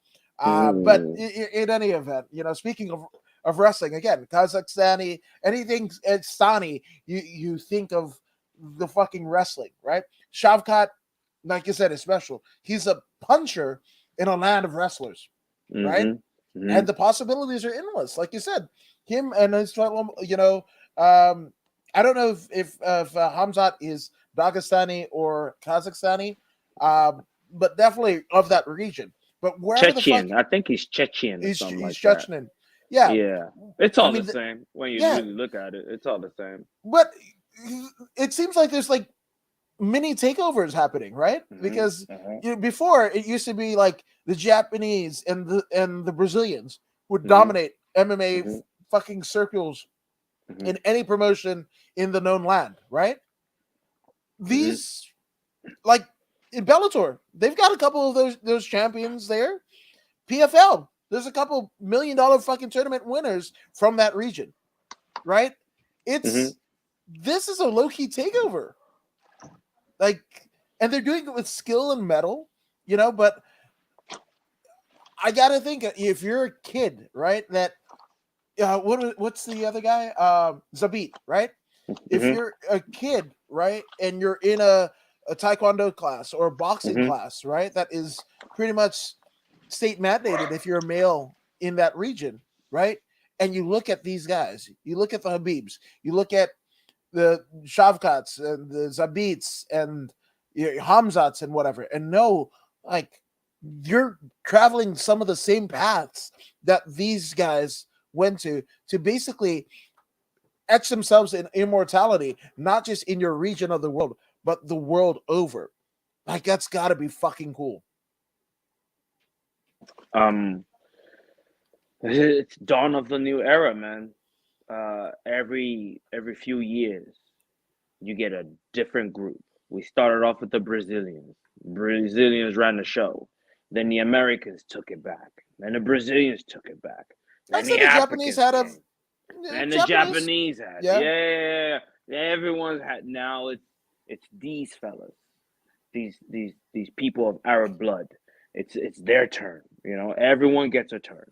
And the thing about this fella right here is Shavkat. I like him for one reason. He seeks the path of least resistance. If he has to choke you out, so be it. If he has to knock your head off your shoulder, so be it. He feels the opponent, he sees what their weaknesses is, and then he goes after it. More than likely, it's usually submission. As you can see here, there's triangle chokes, there's guillotine chokes, there's rear naked chokes, there's triangle chokes, there's knockouts left and right. I mean, just yesterday, spinning heel kick to the temple, knocks his opponent down. He moves in for the kill with his hands, and that was that. I mean, the execution, the timing, everything is on point. Everything is on point. This man here has no internet to distract him. He has no Hollywood to distract him. No celebrities. None of that nonsense. They don't have that where he comes from. The man's a nomad. The man is I wouldn't be surprised if he is part of the bloodline of Genghis Khan. I wouldn't be surprised. He is of that region, you know. The future is so bright for him. The future is so bright, and I hope they manage him well so he can blossom to become what he truly is destined to be. Yeah, no, 100%. So shout out to Shavkat and shout out to Shavkat's fucking interpreter. Is that motherfucker is man, that was like the unintentional highlight of my night. But speaking of highlights of the night, we are at the co-main events of the evening. We have one and only Nick Maximov against Punahele Soriano. And Nick Maximov, don't let the last name fool you, right? Of Russian descent. But this motherfucker is Stockton. And we saw one of the, Nick Diaz in the crowd, you know, as this fight was taking place. And in the post-fight interview, fuck, that he might as well have been a clone of Nick Diaz. And I'm not trying to say that to denotes Maximov's accomplishments or the way they speak. I don't know if it's a Stockton 209 thing where they all speak that way or whatever the fuck, but like if you're a fan of the Diaz brothers, Nick and Nate, you're gonna love fucking Maximov. Like and it's cool too because like this is almost like Demolition, right? And it's wild because my wife and I were just talking about it because we're watching this show, the 1,000 Pound Sisters, and if you guys haven't watched it, Jesus Christ, it's two sisters who have the weights as the show started of 1,000 pounds combined, right? So, but they're fucking sassy, so sassy, and they live like somewhere in the South or what have you. But in any event, right? We just saw the sisters in the first season, right? And then the second season, they introduced their brother, and then now they're getting into the third season, and the one sister, Tammy, she's getting bigger. She's damn near 700 pounds in her own right, right? And then they're introducing all of these other siblings and what have you. And I was like, you know what they're doing, right? It's like they're doing what they did with Demolition. And she was like, my wife's not a wrestling fan, so it went right over her head. But Demolition, if you know the WWF tag teams of the 80s and into the 90s, right? So it started out with, the Masked Superstar or Bill Eadie, right? And Randy Colley, who was one half of the Moondogs, former WWF tag team champions, right? Him and Moondog Spot, right? Were the tag team champions. Well, they played a hillbilly gimmick, right? And then they were like, oh, we're going to make him one half of the fucking Demolition, right? A take on the LID, some would argue, right? And we're going to shave his head or whatever and paint his face and dress him up in dominatrix gear, right? People who knew him as a fucking Moondog, right?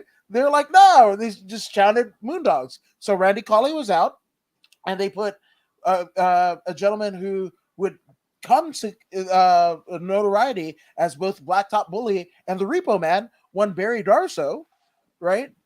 They put Repo Man. Yes, the Repo Man, right? So they put Repo Man with Masked Superstar, and they were Axe and Smash, the original fucking, well, not the original, but the second take of Demolition, right? Then the Masked Superstar, Bill Eadie, had a fucking heart condition, right? That was it would make his heart race. And this is the 80s, so we didn't know shit about the heart like we do now, right? Mm-hmm. And essentially what happened is they introduced a third Demolition member in Crush. Crush. Right. Okay, so this is what they're fucking doing with Maximov, whether they mean it or not, right? As the Nick and Nate are in the very firmly in the twilight of their career, and they're making money elsewhere, right?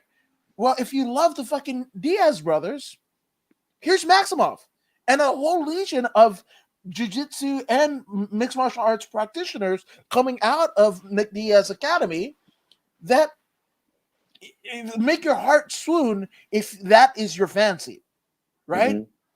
So that's the deal. So Maximov, man, like he's money whether he knows it or not. And the thing about it, I don't think he's putting on an act.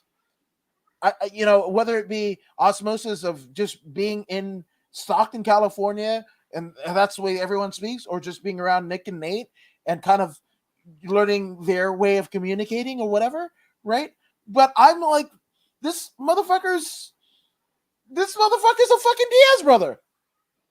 Definitely is. Definitely. Yeah, is. I was just like, this is great. And again, Nick and Nate aren't having to accrue the fucking damage. They get to usher some of their pupils into the world of MMA, and because of their coaching staff and whatever, maybe take a piece, their rightful piece, from theoretically, if Maximov started off with them, they're due their just penance, right? Like that's it. Fucking shout out to the Diaz brothers. Shout out to Nick Maximov. Shout out to Stockton 209. As Maximov said, again, Stockton might not be the best place in the world, right? But they're bringing credibility and relevance in their fighting aspects, right? It's when you grew up in Inglewood, Voodoo, as did I. And I for one, hate the Inglewood is always up to no good, right? Because, again, there's fathers who as they were in youth, didn't grow up with their fathers, right? There's teachers, lawyers, doctors, athletes, what have you, coming out of Inglewood, Compton, Watts, and every similar situation in whatever, Southside Chicago, fucking dirty, like the down and dirty Houston, Texas, the fucking 305 in Florida, right? Like all of these fucking socially impoverished places that there weren't fucking school books of that fucking decade that these kids have to learn out of. Shit, when I graduated in 2003, there were motherfuckers with afros in our textbooks that had been updated in fucking 20 years up to that point, and we still figured it out, right? And this is what the Diaz brothers have done. This is what now Nick Maximov continues to do, man. So fuck yes, man. Like I was shouting out fucking 209. I haven't been to Stockton once in my life. I was born in NorCal, reside in SoCal, but I was like fucking 209, motherfuckers. Yeah, this Maximov fella, very good wrestler, because that was what saved him. He was getting pieced up, and then he was like, "Hey, I can't do the stand-up thing," and immediately for the next 2 rounds, it was grappling galore. Soriano came to knock his block off. So I think he leaked them a bit. Yeah. But Maximov was like, homie, I'm here to string together wins, and you are not a good wrestler like I am. So therefore, we will fight this ground on the ground. I might not punch you out or ground and pound you to oblivion, but I will take this match simply by holding you down and dominating you on the ground. And when I get my opportunity to speak on the mic, I'm going to do just that. You know what I mean? And he did that. Was it the most eloquent? No, but it did the job. Remember, as long as you're getting your point across, this is winning. The boy, Nick, was able to get his point across, hence he was winning. So that's it. Yeah, no, it was it, and Fight Life Nation saying, so I'm not trying to be a hater. I don't think Maximov would be in the UFC if he wasn't associated with the Diaz brothers. He wouldn't have been there. That said, if the Diaz are okay with it, it's all gravy. No, I mean, And he says, I feel like the UFC is doing Nate dirty and trying to get a cheaper option with Maximov. And that's no, I mean, I don't disagree either with that, and that's the cool thing about talking about things like this, right? Where we can all, in a warm and considerate place, agree, disagree, and do it civilly and what have you. That's a hot take. Might be different than mine, might be different than Voodoo's and what have you. And this is why we enjoy this. This is why we do this, right? So we can all kind of come together. Yeah, I mean, there's valid points there too. It's not wrong. It's a take. Um, but that's the thing. So with CM Punk, most people think, CM Punk doesn't deserve to fucking be in the UFC and command the paycheck that he did in his 2 fights with the UFC. CM Punk garnered eyeballs where a lot of people that are legit fighters didn't. Same thing with one of the Paul brothers in KSI. Fucking sold out the Staples Center in essentially what was a fucking debut boxing match. They were both 0-0 going into that, right? And sold out the Staples Center. Now, an asterisk could be noted that, it wasn't the fucking hundreds of thousands of dollars. Unless we got to the fucking ringside seats, that was it. But you could fucking be, mid-level for like $50 in that Logan Paul KSI. But they still sold out the Staples Center, right? Yep. Whereas an 8-0 fighter, a boxer from a legit gym, couldn't. Right? It's all about it, the marketability of it, especially now that the UFC specifically is owned by a fucking talent agency in Hollywood, the biggest one. Where, in my personal experience, when I was driving Uber, I picked somebody up from WME Endeavor, right off of Santa Monica Boulevard, Avenue of the Stars, big ass building, and they were like, "Oh, are you an actor? You gotta speak well. You carry yourself well." I was like, "Oh, I'm an MMA interviewer." It was like, "What's MMA?" I was like, "The UFC." And they were like, "What's the UFC?" So if people within the company that owns the UFC, their headquarters, don't even know what the fuck UFC is. Just saying, right? So, yeah, and that explains everything. No, 100%. So I don't know what is going to get people into it. Fucking, there's that video of the guy, twist his dick. I don't know what got that fucking guy into fucking MMA, but he's there. He's paying a ticket, and the fighters on that card are benefiting from him doing that, right? And we don't even know who the fuck fought on that card. We just know the twist his dick guy, and the guy was like, "Yeah, twist his dick." Yeah. And that went viral. Yeah. At a fucking combat sports show. Don't even know what the fucking show is. Yeah. Right? Yeah. So with that all being said, we don't know, right? You could be like a fucking Chitty, right? Nojuku Ani, right? Tyrion Flash Ware, at the time he entered the UFC, compile an amazing record, right? Across legitimate fucking promotions, right? In Tyrion Ware's case, fucking 3 different fucking disciplines: boxing, MMA, and I think either jiu-jitsu or Muay Thai, where he's competed, right?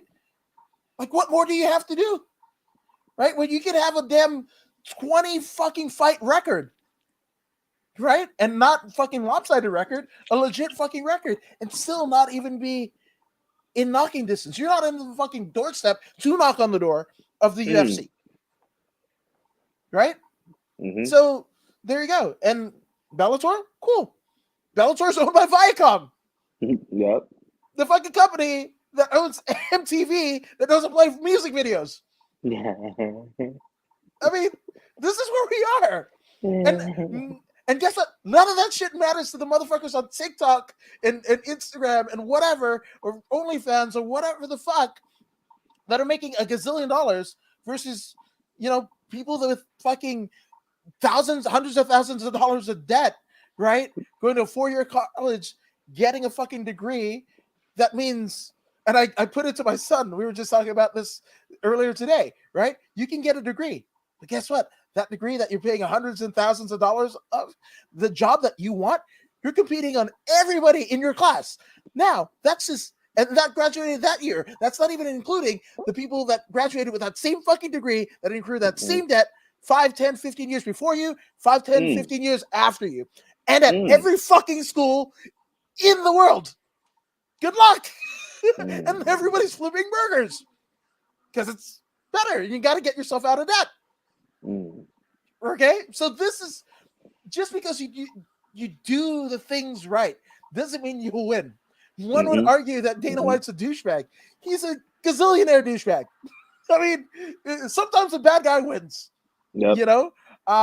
So, you know, one of these things are not like the other. So I don't know. I don't know what the fuck, man. But if Maximov can cash in to a notoriety built, that was the foundation built to him by his coaches, then fuck it. I mean, seriously, I'm not paying $200, $300, $400 a month for jiu-jitsu and not getting the rub from Nick Diaz. I'm not going to 10 Planet and not getting the rub from Eddie Bravo. I'm not going to fucking CSW and not getting the rub from, you know, Paulson and Ben Jones, Eric Paulson, Ben Jones. I'm not training G Duo, not thinking I'm not fucking doing the same thing that Bruce Lee did. Yes, you want the fucking rub. And I'm not saying this is Maximov's deal or whatever, but if Maximov can use it to prove a notable persona that he can use to gain his city, his town, his family a little bit more prominence, a little bit more wealth, fuck yeah, do it, bro. Like, I'm not mad at it, you know. And Shaman Steve saying you have to create a genuine buzz and have passion, and the people will come. No, 100%. That's right. 100%.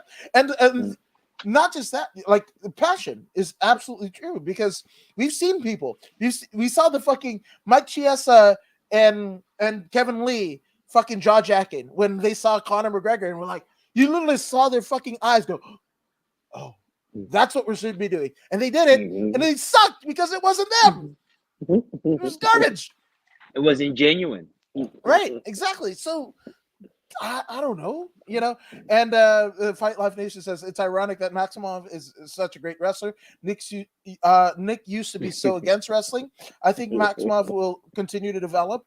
And all that said, you know, fuck the UFC trying to hold Nate down. No, I agree with that too. Shit. Again, when you're going out to fucking, you know, like, in imploring, and shout out to Uncle Creepy, Ian McCall, right? But if you are spending money, it was the UFC generated from fighters fighting the same fighters that you fucking 86 from using any of these substances, and you're using money that was built upon by these fighters' blood, guts, and tenacity to develop whatever the fuck, so you can put your UFC label, right? If you guys look at, like, I think it's Onyx, right? Trevor Whitman's fucking brand, right, of glove. Dana White himself supposedly loves the fucking idea, but wanted to buy it outright. This is something that he knew was better, that would benefit the fighters, but if he couldn't have his fucking all of it, he's not doing it. No, thank you. Right? So I fucking don't know, man. I don't know. And this is why, at least for me, I do this. I don't, the fuck if you don't know my name or whatever the fuck. That's cool with me. This fighter who's taking blows to the head, please follow them. Please follow their social media. Please, fighters, develop a fucking presence and maybe a cool t-shirt design like Josh Barnett and a litany of others, right? Cat Lights Out Nelson, who's an amateur fighter, has like 54,000 followers on Instagram as an amateur fighter, right? In Florida, right? And has merch. She's not a household name, but one would argue she is. She fucking is. Right? 54,000 people know who the fuck she is. That's right. She's got that vaunted verified check mark on all of her social medias. That's it. Fucking do it. And how you do it, I don't know. I don't care. Just do it, because you're 5 to 7 years. That's what you got. And if you get anything beyond it, you're lucky.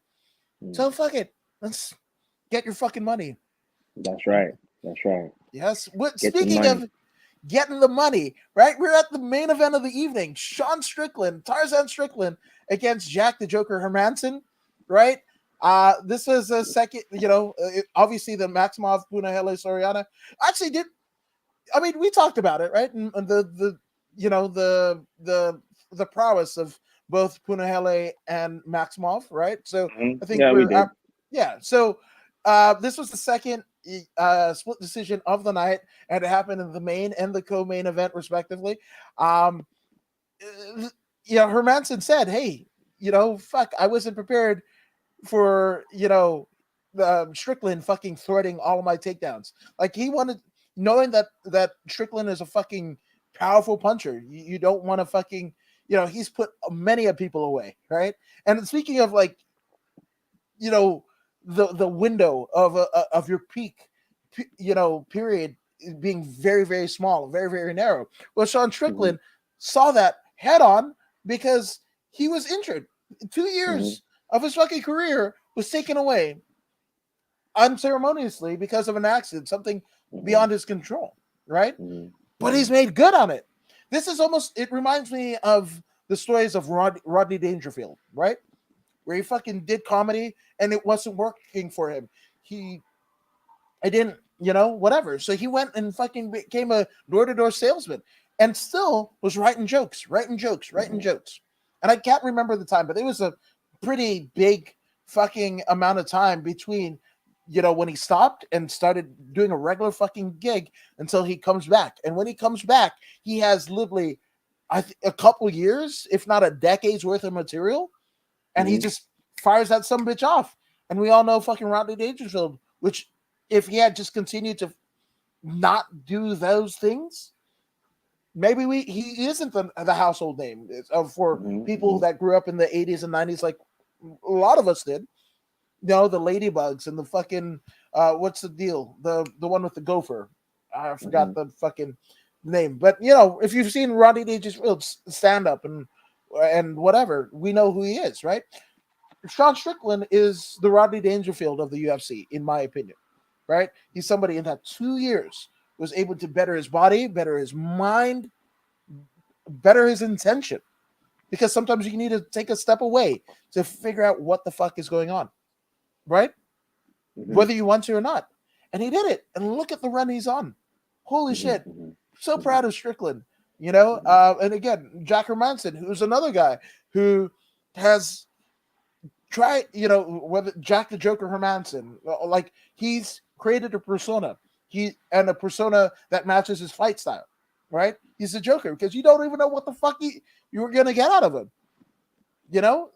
These are two guys that I think should be professors of a masterclass on how to market yourself in one way or another. And again, we were talking about Strickland and fucking head case. Yeah, he is.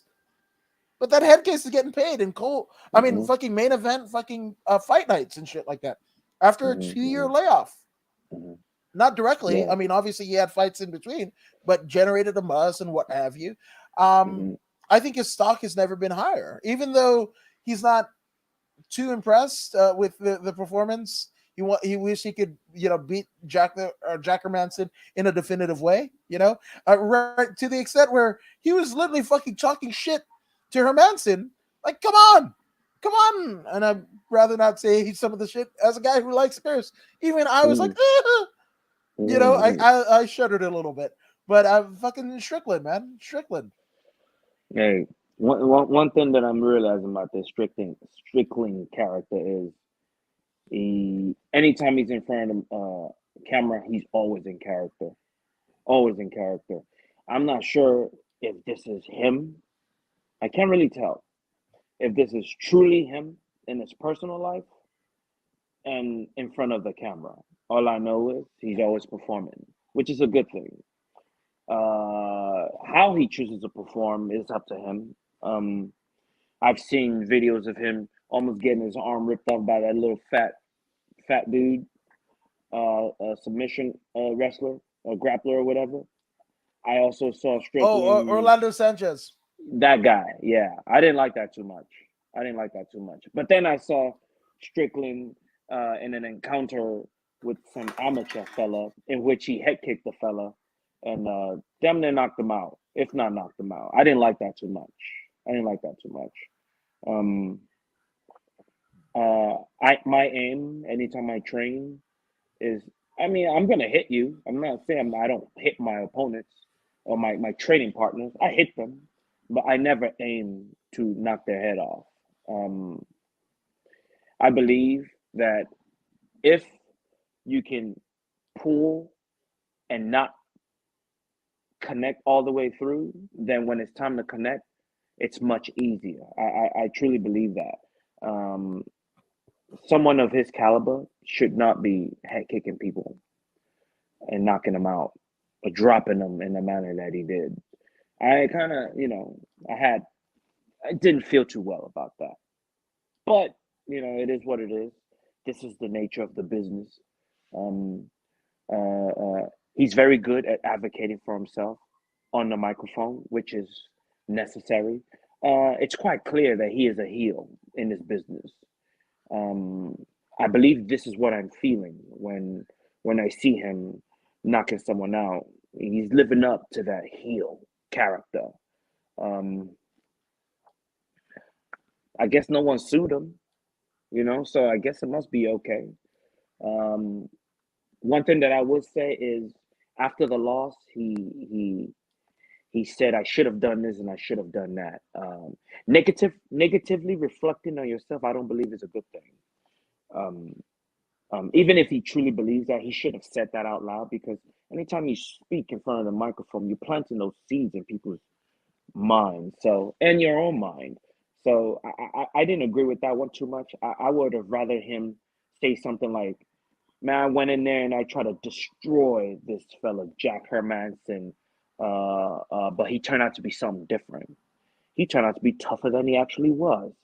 If he would have bumped up his opponent rather than downgrade himself, I think this would have elevated him even that much more, because we know him to be that destructive fella. We know him to be that assassin. Now he wasn't able to assassinate Jack Hermansson, right? Even if it was because he was reserved and maybe he was scared of the takedown and submission, so he was a little reserved. He doesn't have to say that, He didn't have to say that. Just give the credit to Jack Hermansson, which will end up boosting you in the long run, or whatever, if you know what I'm saying. Perhaps he could, brush up a little bit on that part of thing. But outside of that, his striking was phenomenal. His distance control, great as always. His kickboxing was great, even though he's primarily a boxer. Just his use of his hands. Oh, I love the way he punches. He reminds me of Nick Diaz in his heyday. This is what this cat reminds me of. This Sean Strickland. I really like the way he uses his hands. He's very efficient. He's efficient with his striking. Usually no wasted movement, and whatever seems to be wasted is a distance gauger. He's gauging distance. He's not really just throwing to throw. He's gauging distance. Okay, once he sees, okay, I'm in range, then he lets off. And it's not those hard shots trying to knock your block off. He's trying to break you down systematically. Even in his madness, there is order and focus. And to acquire something like that usually takes a traumatic event. I wouldn't be surprised if it was that motorcycle accident that put things in perspective for him, because since then he's looked quite awesome. He's what, 2, 4, 6, 7 fight win streak now. It is what it is, man. The man's doing his thing.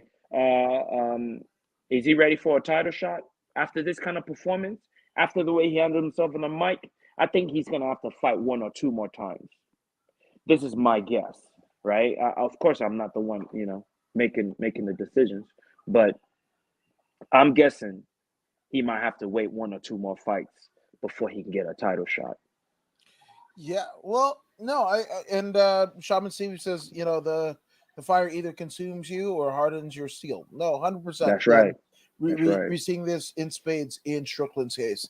I'm gonna probably paraphrase because I don't know the exact or can't remember the exact quote, but to quote Conor McGregor, I apologize to absolutely fucking no one, right? No And one.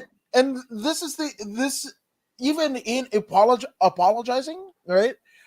Strickland is whatever. I don't think he cares. Just like he, Mm-hmm. yeah, give him a fucking title shot or not. He's like, I'm a company man or whatever, which also could be a death knell to his career because, like, we're gonna put you in.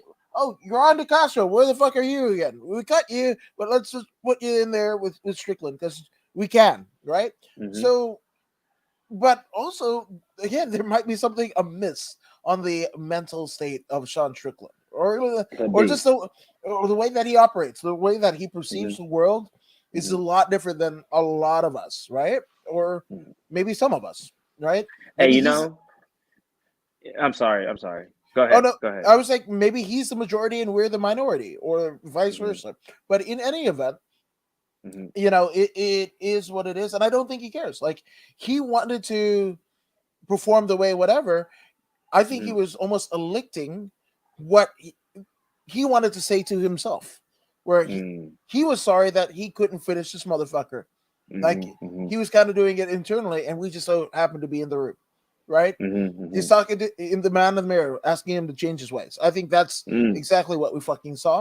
Um, Mm-hmm. and I don't, etiquette school for Sean Strickland. That's fucking not gonna happen because Sean Strickland Mm-hmm. is that better or for Mm-hmm. worse?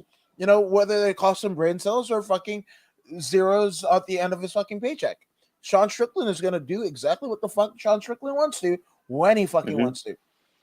I just hope a dude like that does well with his money because based on what I'm seeing, um I wouldn't want to see him searching for money after his career is over. People will get hurt based on a persona, you know, based on a persona. It seems there's a lack of control there. Seems. I'm not sure. Perhaps it's all a persona, and he's just so damn good at it that he's fooling all of us, right? I hope he's fooling me. I would prefer that he's fooling me rather than this be the reality in his true life. I once saw him recently do a cribs thing in which he showed us where he lived.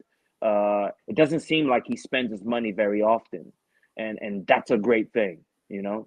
I'm hoping that he is one of those people that puts up a front in front of the camera, but he's steady investing his money in Fortune 500 companies and or whatnot, and hopefully there's a big payday down the line. I truly hope this is the case for Mr. Strickland, and hey, No, 100%. Yeah, that's it. I don't, you know, you got Cowboy Cerrone, right? Where UFC legend and what have you, right? And he has said pretty openly, he's like, fuck, I see, the money in my bank account, I want to fucking spend it. I'm a wild man. He articulates himself a lot better than Strickland has, at least in my opinion. But that wild fucking thing, whatever you want to attribute it to, in other times it was maybe a screw loose or what have you, or a wire that's off or mm-hmm, whatever, and mental health is a real thing, so we're not making fun of it. These are mm-hmm, the ways that we use to describe it in different times that doesn't echo the sentiment of today. But even still, right, Strickland is different, right? If he definitely. can if he can be able to harness what he's got into something lucrative, which to an extent he already has, fuck yes, he's a main event of a fucking UFC card. That Mm-hmm, is that is awesome, right? But I also don't think he fucking cares. I don't fucking whether it be for no money in a fucking bar against BJ Penn and Concrete, Sean Strickland will fight it. You put UFC on, like, you're in the UFC fucking Apex parking lot, and the parking lot has a UFC fucking spray painted whatever. I am not all too convinced that Sean Strickland wouldn't get into a fight with you if you fucking picked a fight with him And UFC was like, no, fuck it. Mm. No legal, whatever. We'll pay for your legal bills, whatever. And some Joe Schmo fucking comes in and was like, I want to fight Sean Strickland in the UFC. Well, technically, the Apex parking lot is in the UFC, right? And he looks over at Dana White, and Dana White's like, no, fucking Sean, take him out. I'm not all too convinced that Sean Strickland wouldn't do that. Actually, I'm pretty fucking good. I would fucking bet the house that's it. Take somebody from Twitter that fucking talk shit about Sean Strickland, fight him in the UFC fucking Apex parking lot, and no legal ramifications. UFC will fucking cover it. Sean Strickland will fucking do it. Yeah, he lives in Vegas. Only a fool would subscribe to something like that. Yeah. I mean, it seems the fella's unstable, and you want to fight him in a parking lot, he'll kill you. Yeah. That So dude is nuts. yeah, so I don't know. I don't know. So whether it be a UFC title fight or just a whatever short notice fight with somebody, I don't think Sean Strickland cares. Like No, he we've doesn't. given a lot more thought and ideology behind our actions than I think Sean Strickland is. 24 hours after the fight can fight, or 22 hours after the fight. So, Hey, either way, he definitely has something going here. This villain thing is legit, and it could become one of the most powerful things since McGregor. It yeah. depends. He speaks well. He uses a lot of profanity, which is part of the villain thing, which is fine. But I think there's something here. There's something here. He's got something here, and t-shirts, man, merchandise. I say he jumps into all that stuff immediately before his 15 minutes runs out, because even all these champions, even John Jones, man, they all have a limited shelf life. Yep.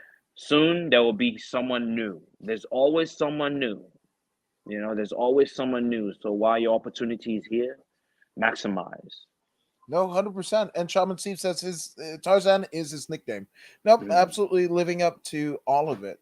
So yeah, we will see what happens of Sean Strickland. But one thing that we did see, for better or for worse, Joe Rogan in the news for not just one but two fucking controversies that befell of him, and you could maybe say the second one was compounded by two different stories or two different videos rather that were released. Him saying the N-word, or somebody compiling about a minute 30, 90 seconds of Rogan saying the N-word out of context, and then a time where Rogan and his friends were talking about Rogan watching with his friend Planet of the Apes and what have you.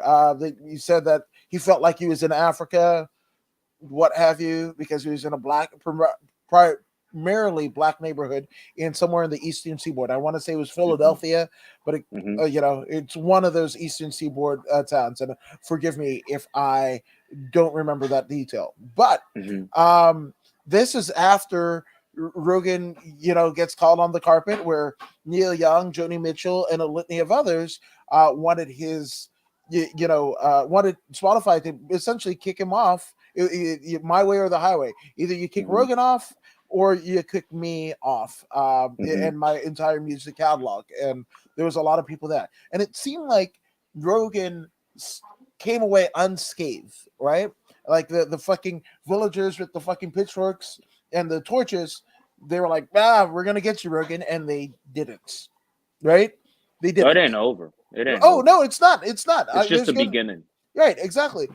So with this scenario, I mean, actually, scenario number one, where the two podcasts that he did with two people that went against the conventional mainstream narrative of how COVID is whatever. And I say mainstream because it's stuff that traditional mainstream media are kind of highlighting and what have you. And Rogan had two people on that were not completely adverse of that, and that was too much for Neil Young and a litany of others. And Rogan put out on Instagram his kind of apologies and his feelings on the matter. And before we even get into the weekend, actually, I want to say it was yesterday, early yesterday, maybe even before the UFC, when the second controversy of him using the compilation of him using the N-word, as well as the story about going to see Planet of the Apes, which I didn't think it was a bad story. It was Julian Smith actually commented on it on Facebook, on my Facebook page, when I posted the video, or without any, I mean, in context, and he was just like, I see what he was trying to say, but it was just a poor delivery, which Rogan himself in his apology video, and you could tell the difference between the removal from Spotify and the COVID whatever, him in a outdoors in a gray sweatshirt and a black sweatshirt indoors, is the one with the the racial overtone controversy. So that is kind of the facts that as they lay now. Even The Rock, in the first controversy, kind of taking the back of Rogan and saying, hey, well said or whatever. And then the second controversy, whatever, him walking back those statements. And it seems like the powers that be that want Rogan canceled have now gone off The Rock and his tweets. And The Rock is actively deleting his tweets. So whether it be The Rock himself or the people that manage his social media accounts are diligently fucking walking back anything that could be construed in this day and age as something offensive. So that's kind of where we are. So Voodoo, your thoughts on it all?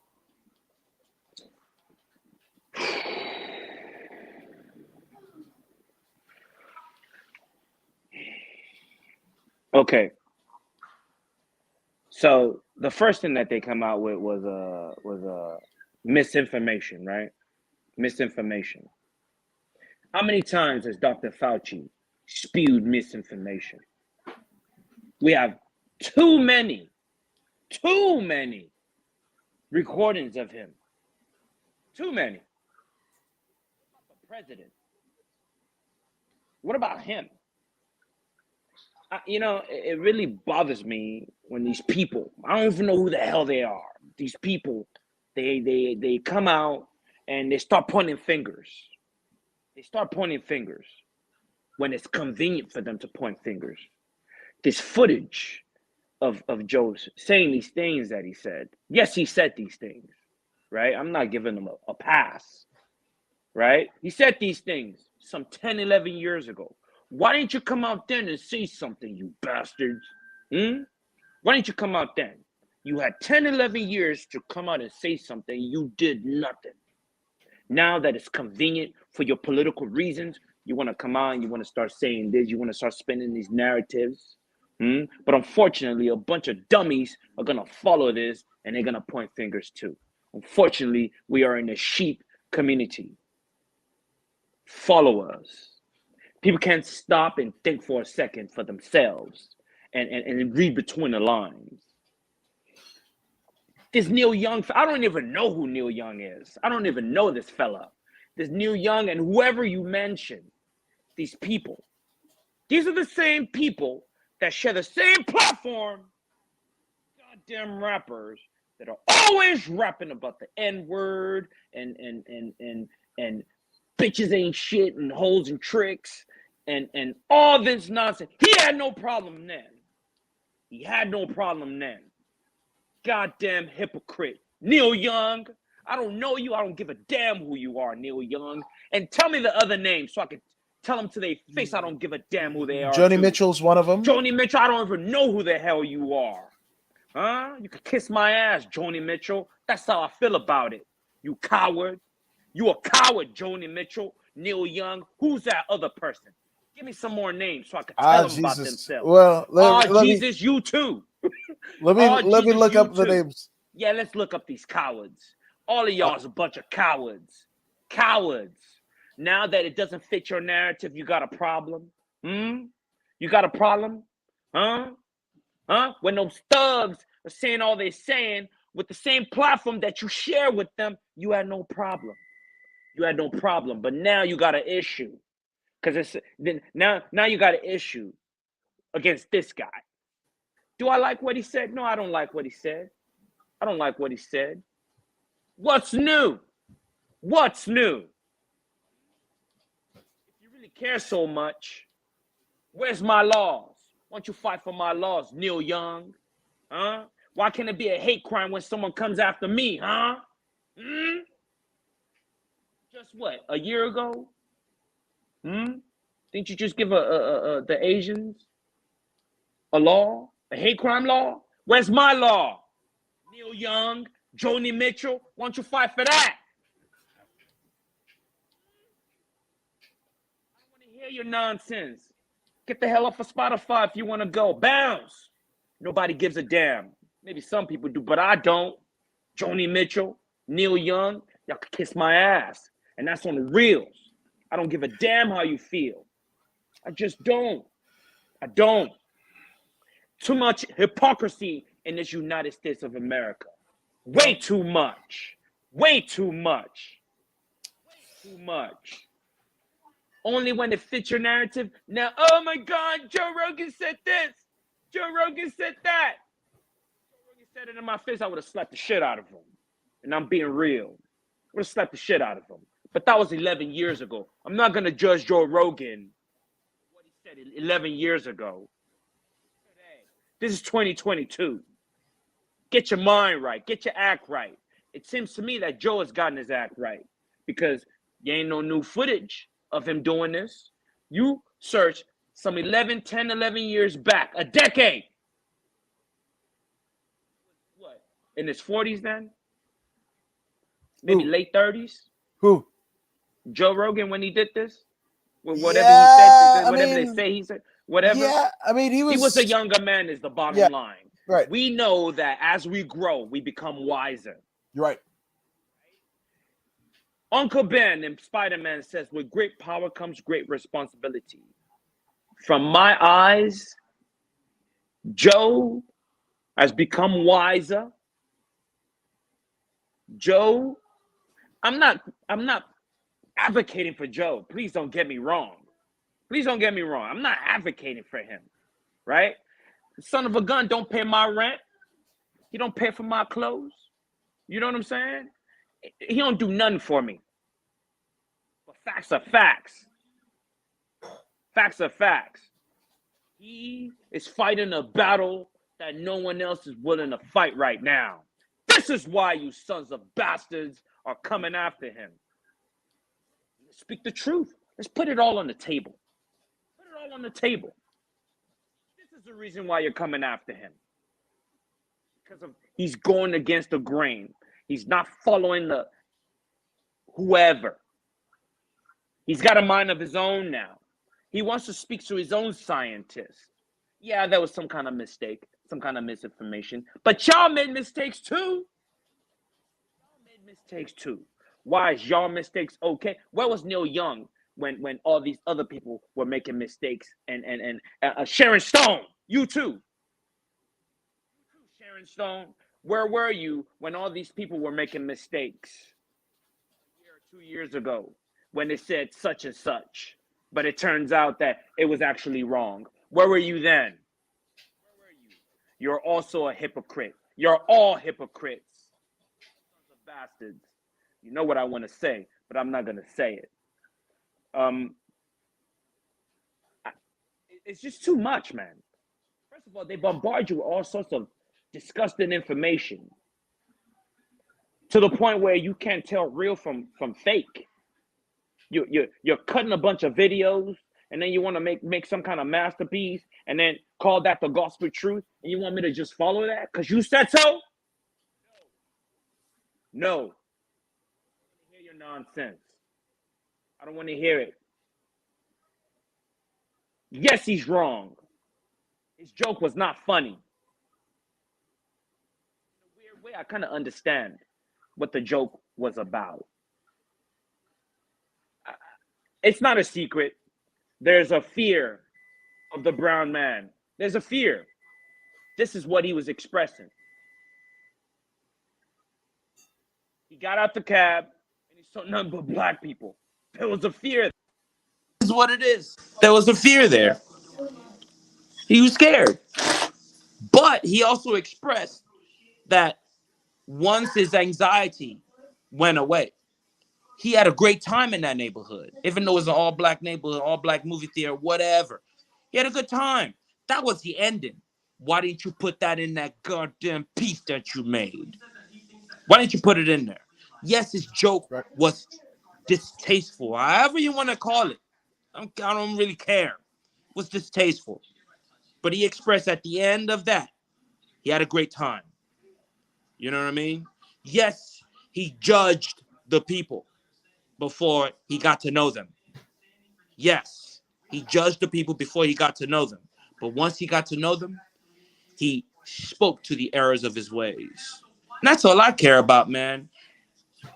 He who is without stone, cast the first motherfucking stone. Go ahead. You ain't got no sins? Then go ahead and crucify Joe Rogan. Otherwise, I don't want to hear anything you got to say. Yeah, no, you're to me. I think you're absolutely right. And again, right is subjective. I think they're right. Some people might not. Some people not think Joe Rogan is right. But let's take some facts, right? Oh, so you wanted to know the list, right? So obviously we've got Neil Young and Joni Mitchell, and along with Neil Young, his partners in Crosby, Stills, and Nash. So that's David Crosby, Stephen Stills, Graham Nash, right? Then you've got, at least with the racial part of it, India Ari, right? She is okay. I've seen that. I've seen that. Let's stop right there. Wait, I got another one. First of all, hold up. I need to address this lady. She needs to be addressed, right? You had no problem with Little Dirk, YG, and all these people saying them things that they say on Spotify, destroying our communities with that foul language, that foul music, that drill music. You had no problem with none of that. But you got a problem with Joe? Joe ain't your problem, goddammit. He's the least of your worries. What you need to do is look in the mirror. Look in the mirror. Look at your own community. Right? Instead of pointing a finger, point a finger at yourself. Point a finger at yourself and be honest with yourself. What have you done? Ari, whatever your name is, what have you done about Little Dirk? What have you done about Pooh Shiesty? Whatever. I don't know these guys. I don't know these dudes, but I know they're drill rappers, and I know what they rap about. I know they rap about the dead. I know they rap about the dead, but you ain't got a problem with that, do ya? Do ya? What are you doing to fix that? Why aren't you telling Spotify to get them dudes off of Spotify? Get the hell out of here, Ari, whatever your name is. If you got a problem, get at me. Get at me. Voodoo Maximus. Get at me. Let's go. Yeah. Who else? Who else needs a talking to? This one is kind of fun. Not fun, but it was weird for me because I'm actually a Bruce Springsteen fan, but Bruce Springsteen's lead guitarist, Nils Lofgren, which, again, you don't know. Many people Another dude I don't know, man. Who the hell are these people? Who are these people? Who are these people? I'm from, hey, man, there's no music like 80s music, right? And I don't know these fellas. I'm sure they're from the 80s, right? All these people, they were probably big in the 80s. Joni Mitchell and Neil Young, 60s, 70s, into the 80s, yes. Oh, okay. Right. Okay. Do they, 60s, 70s, right? Right? Do they have a history of standing up for the black man? Yeah. Then shut the hell up, you goddamn hypocrite. Shut the hell up. Shut the hell up. You damn hypocrite. Get the hell out of here with that. Joni Mitchell and whatever that other old dude's name is. Well, I mean, the hell out okay, Joni Mitchell has what in the past, but she goes with a global scientific community. That's the stats that she's going on now. Tell her I said that. Right. Joni Mitchell, kiss my ass. Right. Straight up. That's how I feel about it. And getting to the comments, Shaman Steve says, more Americans need this righteous vitriol. We are constantly steered like sheep. Enough rights, natural rights. Man. Right. And Fight Life Nation saying, My take on the Rogan controversy is this: I personally don't say the N word. Personally, I don't know how it affects the friends I care about, so I don't want to hurt their feelings. And Joe, let's see. I'm sorry. I lost the comment. Yeah, Joe doesn't throw the word around. He only brought it up when quoting other who actually or actually discussing the language. They are trying to make it like it was completely casual. And as far as his story, I think there's something to be said about how much people talk.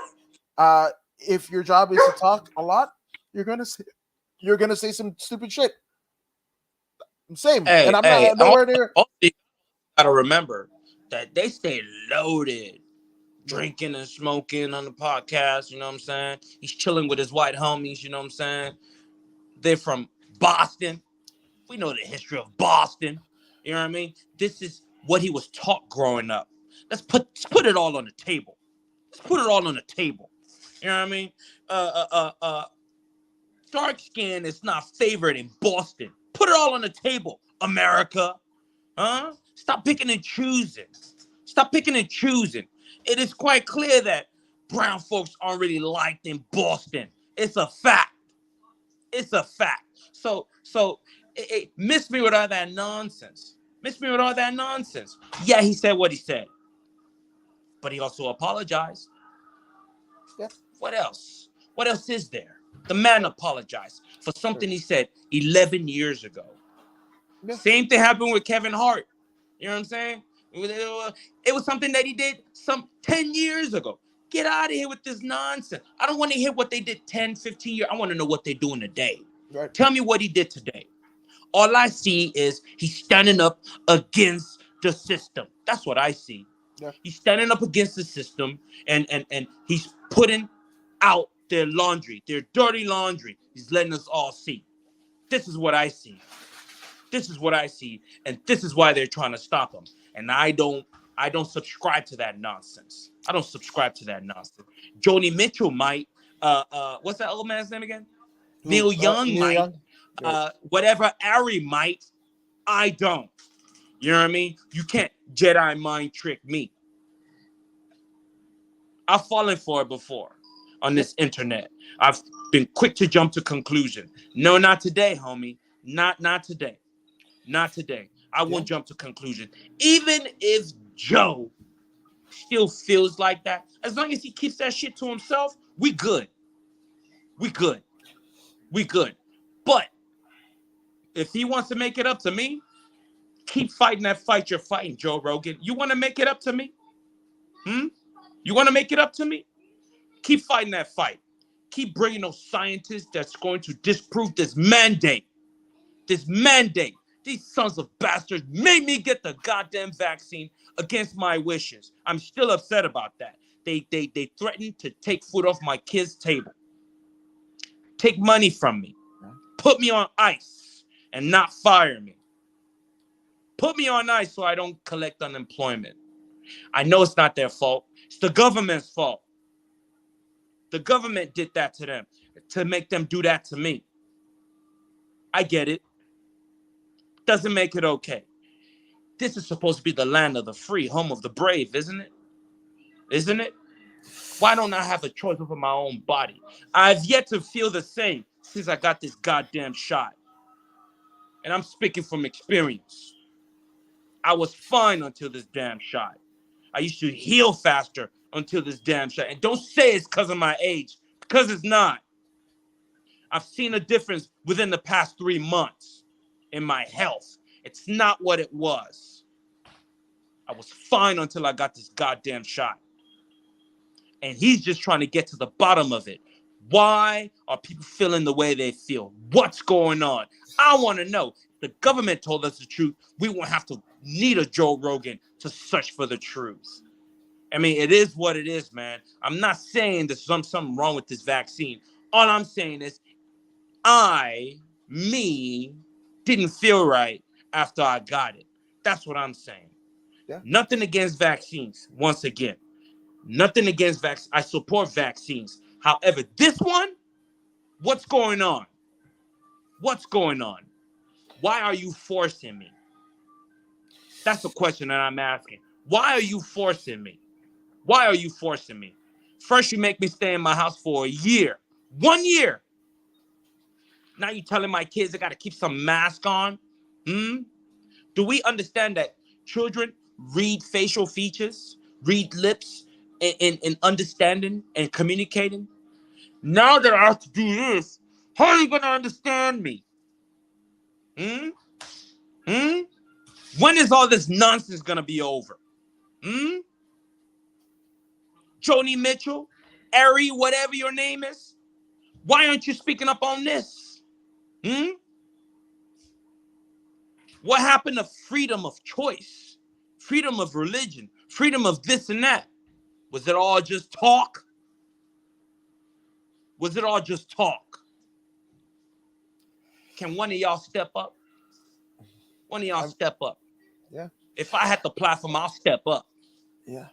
So Joni Mitchell, Neil Young, Ari, whatever your name is. yeah, These people. Ari. Yeah. I mean, and whatever.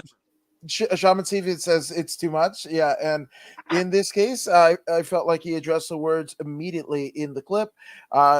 He admitted that it was dumb to say seconds after saying him, right, in the original clip, and that's not even included in the Instagram and everywhere that you can literally find Joe Rogan. He addressed it head on, just like he did the vaccine. There's a 10 to 12 minute video of Rogan addressing it. If he was the villain that everybody says he was, he would fucking cower and hide. No, he's taking it head on, and you can see that he's visibly upset with everything and the way that makes it feel. And the people who know him, like a Sagar and Jetty and a Crystal Ball and all of his comedian friends and fighter friends and what have you. But then there are people, because it's a mob mentality. I saw one UFC fighter with a verified check mark that was like, "Oh, I want to go on the Rogan podcast." He wouldn't tell me that, whatever. I'm like, have you interviewed with him? Does he want to interview you? You're kind of using it. I mean, at least what I saw is you're using it so you can kind of like essentially get invited to his house and shit on his table. So you're probably not are going to get that deal. And how many DMs has he gotten since or whatever of people that just kind of want the clout of fucking being in that chair, right? And we've addressed it earlier in the earlier in the formation of this show, where getting on the Joe Rogan podcast is more than the $50,000 that the UFC gives. That's what they're aiming for. So that there's that. And then I'm definitely going to get into the comments that. And a Fight Life Nation says if the left is trying to tear them down because he has a platform. He brings intelligent people of all sides to talk about COVID. The left only wants their narrative push. Disagree. Because if it's a left or right thing, because Bernie Sanders, Candace Owens, whatever, he's disagreed with them all, right? And he's treated all with respect. So it's not a right or left thing. And even the fact that that is almost a binary thing. It's left or right. It's right or wrong, what have you. That's kind of the thing. It's not a right or left or anything like that. I mean, Rogan, if you know his history, he is somebody that grew up. His parents were hippies in San Francisco. I don't even believe he was he was raised in Boston, but he was born elsewhere. He's part Irish, part Italian. When you go left and right and whatever, yeah, right wingers want to attach themselves to him, hitch the whatever, because he hunts, he grills meat, whatever the fuck, talks guns and cars or whatever. So you'd whatever.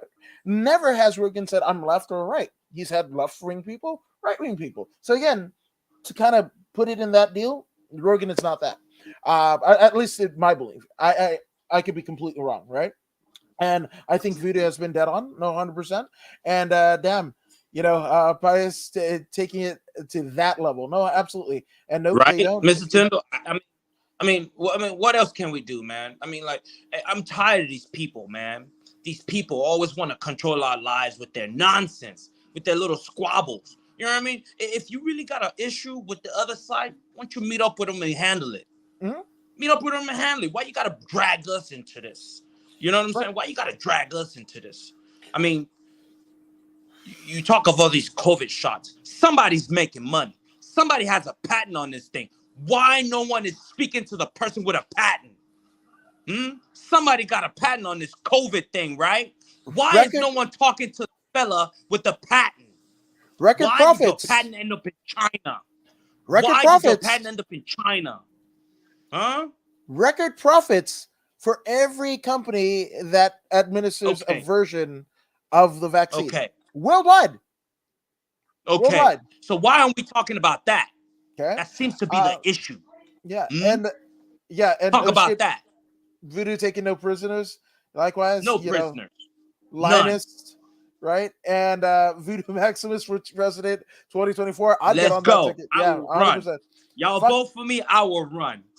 I'll write Bring it in. order and justice I'm back write to it in. America. I'm gonna fucking write it in. Let's really make America great. Absolutely. For the first time. Yeah. And this is the most real talk I've seen in years. It says Robert Tyndall. I mean, for real though. And Rogan supported Bernie Sanders. He was as left as you can get, theoretically. I mean, in terms of institutional left, right? So, Jesus, there's so much, right? So, and not just the people, right? We talked about Nils Lofgren, the Joni Mitchell, Crosby, Stills, Nash, Indiari, Neil Young, right? Lest we forget, just a year ago, Neil Young specifically signed over his entire licensing rights to all of his music, all of his catalog, to a big fucking conglomerate that has ties to BlackRock, right? The BlackRock, for you guys that don't know, is a company, a multinational company that essentially, I mean, they do many of things, right? They're involved in the stock market. They're involved in crypto. They're everything. But it has been found out, unearthed to an extent, where they are buying neighborhoods, not houses, not commercial buildings, not, family dwellings or whatever. No, entire fucking neighborhoods to jack up the price. So no one, I don't care if everybody's like, LA is so expensive. They're doing that shit in fucking Coeur d'Alene, Iowa or Idaho. They're doing that shit in Des Moines, Iowa. They're doing that shit in fucking, Opelika, Florida. They're doing that shit in fucking Bangor, Maine. This is, they're doing that shit in Nice, France. They're doing it everywhere, right? And that's just like one of the companies. But that is essentially a subsidiary of this fucking financial institution that is also trying to fucking tank the stock market, right? That's why this AMC and fucking GameStop thing is so pivotal and has never happened before, which, total disclosure, I'm kind of in. I've got a position, right? In both things, right? So he sold his rights to that company. So where is it, right? And again, Rogan showed his affection to both Neil Young and Joni Mitchell. He didn't blame them, right? But is it Joni Mitchell and fucking Rogan themselves, or is it people pulling the strings behind them? Because now they don't have the rights. Does the rights essentially include not just the recordings? Maybe it's the social media fucking handles that's being perpetuated by these fucking things that are taking down Rogan. Because also, a lot of these fucking multinational fucking companies, international companies, also have ties in. Wouldn't you know who won the pony? Fox News, MSNBC, whatever. And Rogan is kicking their asses, right? So this is it. This is some of the brass tacks that some of these catalogs that are supposedly being pulled off of Spotify or petitioned to be pulled off of Spotify are owned by fucking horrible people, horrible fucking companies, right? That just want to perpetuate wealth and plentifulness on their end. And for the rest of us, we are fucked. That's kind of it. And again, Neil Young didn't, he just saw the fucking chunk of money. It's like, whatever. Same thing with, we're talking about Nils Lofgren. Well, Nils Lofgren, again, guitarist for the E Street Band, where I believe Bruce Springsteen has done a similar thing, or on the cusp of signing his entire catalog away to one of these big ass companies, which Nils Lofgren has a fucking financial stake in it. So of course he's gonna fucking go, oh, I'm so angry. Well, why aren't you talking to the boss? Literally, the boss, fucking Bruce Springsteen, who again I'm a fan of. So there's nothing, whatever. But you're the guitarist of a 15 fucking piece band. Goddamn, you're one guy. And let's say the other 14, which one of it in the glory days, right? And pardon the pun, because one of Bruce Springsteen's song is Glory Days, right? Is a damn near 7-foot black gentleman named Clarence Clemens, right? Clarence Clemens, unfortunately, no longer with it, but his son is filling in for his parts, right? Touring and recording, right? Maybe Nils Lofgren, we don't know, whatever, as this potential sale, if it didn't already happen already, of the entire Bruce Springsteen catalog is about to get sold to the highest fucking bidder. And again, what's his name? Bob Dylan. He fucking sold something. He's inspired everyone from Bob Marley to fucking Hendrix and whatever the fuck. He took the fucking money. Right? These seminal pieces of fucking freedom and rights and whatever the fuck. And this is it. And again, we're also denying what Spotify is. Everybody wants to talk about freedom and shit when it comes to Spotify. Spotify is not a U.S. company. They don't. Yes, they operate in the U.S. and whatever the fuck, but they're not really. You know, it was talked about having a disclaimer in the first Rogan video, you know, on the controversial fucking shit and whatever, you know, on the podcast that is there, you know, and the Planet of the Apes one. Rogan deleted that fucking episode eons ago, according to Rogan, and somebody fucking had time on their hands to fucking destroy Rogan, and it was like, I'll dredge that shit back up. The version that I saw was at least 4 years old. And it happened during the time of fucking Spotify. I mean, like before the Spotify deal. Why wasn't it brought up any then? Yeah. I don't know. This shit is really fucking. Yeah. And okay, if you want to say Rogan's a white supremacist or whatever, again, Irish Italian. Okay. So whatever. But he knows that he's, you know, a fucking lighter gentleman. So he goes like, oh, white guy. No, I'm a white guy and this shouldn't be said or whatever, but he's, you know, Italians and Irish weren't looked upon when they came over in the 20s, 30s, and 40s, and even the turn of the century. They weren't looked at as higher class when they came to Ellis Island in New York, if you know your history. Okay? Yes. I mean, hell, shit. Foster was my paternal grandmother's maiden name. My grandmother was half Irish, half native. So some of my origins come from the very same origins that Rogan's family came from. Okay, so there's that. But I identify as somebody of color in this country, and with the fullest extent of the law. Because I mean, Rogan doesn't have to worry about fucking driving a fancy car or whatever the fuck, right? And not being pulled over, whereas I do. I don't think I'm ever gonna have a luxury car. Not because I might not be able to afford it or what have you. It's just I don't want that fucking drama. Not at all. When Niecy Nash, who played a fucking cop in what is it?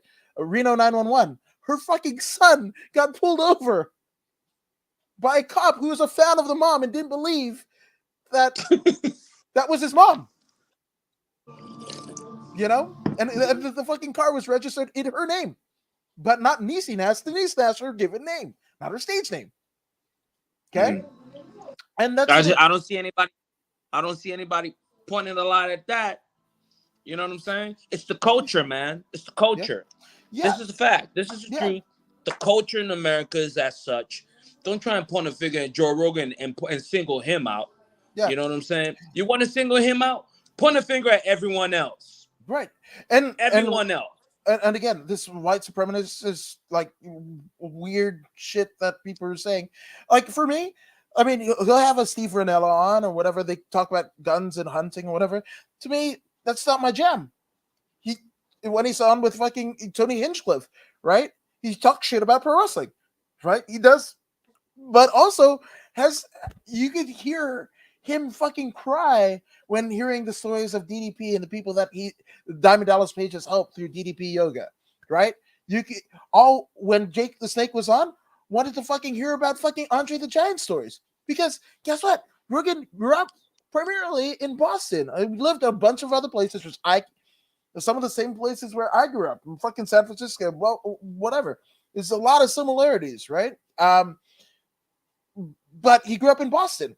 Again, Boston was a hotbed of the then WWF and later WWF, where Bruno Sammartino and Pedro Morales and Andre the Giant and superstar Billy Graham. So Rogan he might not admit it, or he flip-flops or whatever, but I look at the essence of the person, which I have a dream speech with MLK was supposed to, it was supposed to be the character of the person, not what they, that was his dream, right?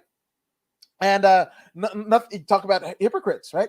The fucking FBI during MLK Day was like, "Happy Martin Luther King, never forget all the shit." Oh, the FBI that wanted him killed. You're fucking putting on your Twitter, remember MLK? Cool story. Awesome. Yeah. Like, you know, again, it's so hey. I also remember J. Edgar Hoover talking about, y'all folks, y'all ain't gonna get another leader until we create one for you. Never again a natural leader will come out of your community. We will be the one to create it. I remember that too. Why ain't nobody talking about that, huh? Why ain't nobody talking about that? Why ain't nobody talking about this president of ours back in the 70s, not that long ago, in my lifetime? In my lifetime. You remember what he was saying back then? Can't have my kids going to school with jungle bunnies. Why ain't nobody pulling up what he said then and bringing it out now? Didn't his son use the N-word too? Why ain't nobody saying that? What's up? Put it all on the table. Yeah. Let's put it all on the table and let's talk about it. Let's talk about it. Oh, you bunch of hypocrites. Man, I'm tired of talking about these folks, man. If y'all got a problem, this Voodoo in the woods. Come holler at us. We here. We're not going nowhere. We right here. You want to debate us? Come on. We right here. Come on, Joni Mitchell. Come on, Ari, whatever. What's her name? Ari, what? Ari? Whatever. What's that old man's name again? Neil Young? What's up? Come talk to me, Neil Young. If you got an issue with what I'm saying, otherwise you kiss my ass, like I said. And that's that. Yeah.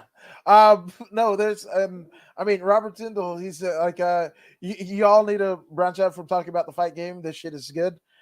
Maybe we'll offshoot this. And I see a bumper sticker now, Woods in Inilo Lobo. I think Inilo Lobo Woods is better. I'll take running mate. I don't want the fucking the responsibility of president. But if Voodoo wants it, whatever, I will gladly be his running mate. 100%. And I've never heard the J. Edgar Hoover quote. Look him up. Most haven't. Hey, Mr. Tyndall, you're a historian. No. You're an English fella. Look it up and you will find it. Trust me. It's there. Yeah. And I mean, the formation of the FBI and whatever, it was never meant to be, at least in the auspices of J. Edgar Hoover, it operated completely separate from the U.S. government. It wasn't supposed to be folded in. If you know history, it wasn't supposed to be folded in. It was J. Edgar Hoover who, and a lot of people thought, and it's very similar to Gawker, right? A lot of people, there are rumblings around town that J. Edgar Hoover might be a gay gentleman, right? Which that wasn't vogue. That wasn't vogue in the 50s. Fishnets and high heels. Right. And again, he's an Anglo gentleman worried about this stuff. So his deal was like, if you fucking do that shit to me, cool. You want to threaten me with the way that I am? Cool. I want to dig as much dirt on you as feasibly possible. That's politicians, athletes, entertainers, whatever, right? To essentially blackmail him to get as much fucking intel on them. So if it was said that he's gay, what that would be a drop in the bucket compared to all the shit that he had on them. That's Dirty the way. bastard. I mean, again, and there's of that time, right? The 50s, 60s, 70s, and prior. There's so much that's racially tinged. Black. I mean, Whoopi Goldberg and Ted Danson dating, and Whoopi Goldberg is like, "Hey, Ted, why don't you dress in blackface, and I'm gonna write your fucking jokes." That almost killed and he was just coming off of Cheers, right? As Sam Malone, a very seminal fucking sitcom of the 80s and shit like that. And it almost tanked his fucking career, man. So it's all weird, and I will point out to it, right? White supremacists, but Daryl Davis, right? The pianist that befriends the guys in the KKK, and them going like, "Oh fuck, maybe we were wrong," and literally giving him all of their robes. He's got fucking KKK Grand Wizard robes. Rogan's had him on. Candace Owens, who's pretty far right as a African American woman. Well, I don't know how she wants to identify. I'm not whatever, and I don't agree with a lot of the shit she says. And Rogan didn't either. So to say that he's totally right wing or whatever, nah. I don't know. There's more than meets the eye, is what I'm saying. You might want to have to, and even saying he's left wing, you might have to dig a little bit deeper. I also saw The Rock Yes. post some nonsense or whatever about, oh, now I understand his whole narrative or whatever. Man, shut the hell up, bro. You know what I mean? I didn't know you was black until recently. You ain't never claimed black. You've always claimed Samoan or something like that. So why all of a sudden you care so much? Okay. Can I speak on that? Because please jump in, man. Okay. Please jump in. Help your brother. Rocky Johnson, The Rock's father, right, was actually Canadian, right? Not that means anything here or whatever, but he grew up in Nova Scotia. In Nova Scotia. He himself never identified as black, right?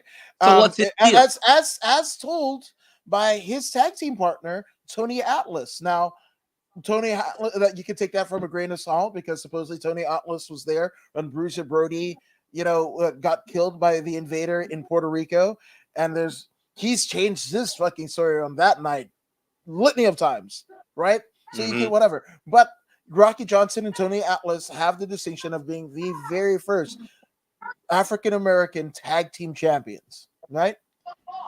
If there's the picture that they took, I think in Allentown, Pennsylvania, but literally they won the titles.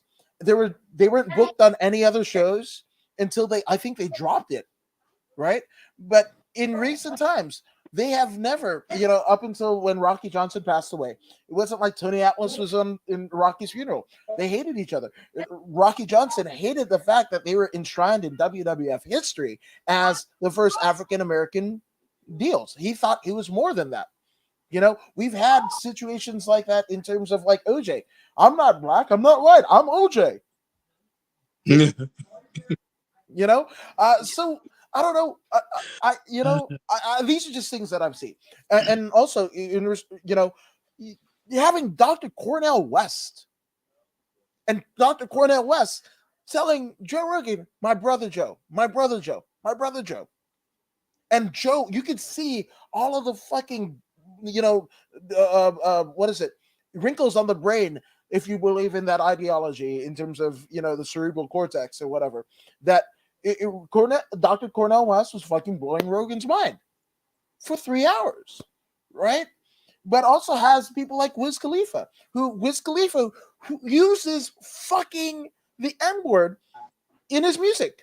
I don't listen to much of Wiz Khalifa. I personally don't, and I've taught my kids not to use any racial epithets, right? The N-word. I don't care if it's ER or GA. That's not a word that you can turn good. Just like the swastika. The swastika in some native circles was a sign of medicine, right? It was the Germans that fucking took it, right? And there, I mean, it was not just the natives. There's different cultures. There's a lot of different cultures that basically used the swastika before Hitler and what have you. Mhm. But you can't undo that. How many people fucking died? Right? Mhm. Can't undo the you can't you can't undo the N-word, right? The people, when you think about it, when people were lynched or burned or whatever, the local townspeople, the law and order thought was good. Look at fucking Emmett Till. Mhm. That was a fucking lie. The lady who, you guys know the story. He was somebody from Chicago, a teenager that wasn't too far in age from Voodoo and I's kids. Went down. The lady said, "Oh, he wolf whistled at me." Whatever. Her husband and his friends went and beat the shit out of this kid to the point where they put it in Jet magazine. He Mhm. didn't even look like a fucking person. And the lady on her deathbed came clean. He never did that shit. Where's Mm. that? Where's that? Is that taught in schools? Where you at, Neil Young? Where you at, Neil Young? Joni, whatever. Ari, whatever. Right. Where So- y'all at? Right. So with Wiz Khalifa, right, who uses that word in his music, right? Do you know how many times in a damn near 3-hour interview or podcast with Rogan, do you know how many times he's uttered the word the N-word? A whole lot. Not one time. Okay. Not one time. Not one time. Go back. As I'm stating this, right? It's been some years since the podcast initially dropped. He doesn't say it one time. I've listened for it. I myself have been like the people that were drudging up. And again, 12 years of podcasting, only 90 seconds of spliced together N-words without context. Okay? Mm. But Wiz Khalifa didn't, whatever. Rogan is generally the person, right? Fuck the persona. He will tell you he never intended for this to be this big. That he gets more downloads than every fucking media outlet combined per episode. He never intended that. He's a comedian. Like, I saw a fucking article. It said literally the establishment media is scared of a guy who talks MMA, mushrooms, and aliens. That's who threatens the fucking traditional deal. And if you've noticed, right, Fox News, CNN, all of the periodicals, right, the New York Times, New York Post, Washington Post, whatever, when Trump was president, they did record business because the shit Trump would say. Right? They did record business. Their businesses are tanking because Biden doesn't have the same vitriol or whatever, right? And Robert Tyndall saying, "How about you ain't black if you don't vote for me?" Nobody said anything to him. Right. Joe, where's Joni Mitchell? Where's that Ari lady when he said that? How come she didn't have a problem with that? Where's Neil Young? Where you at, Neil Young? Yeah.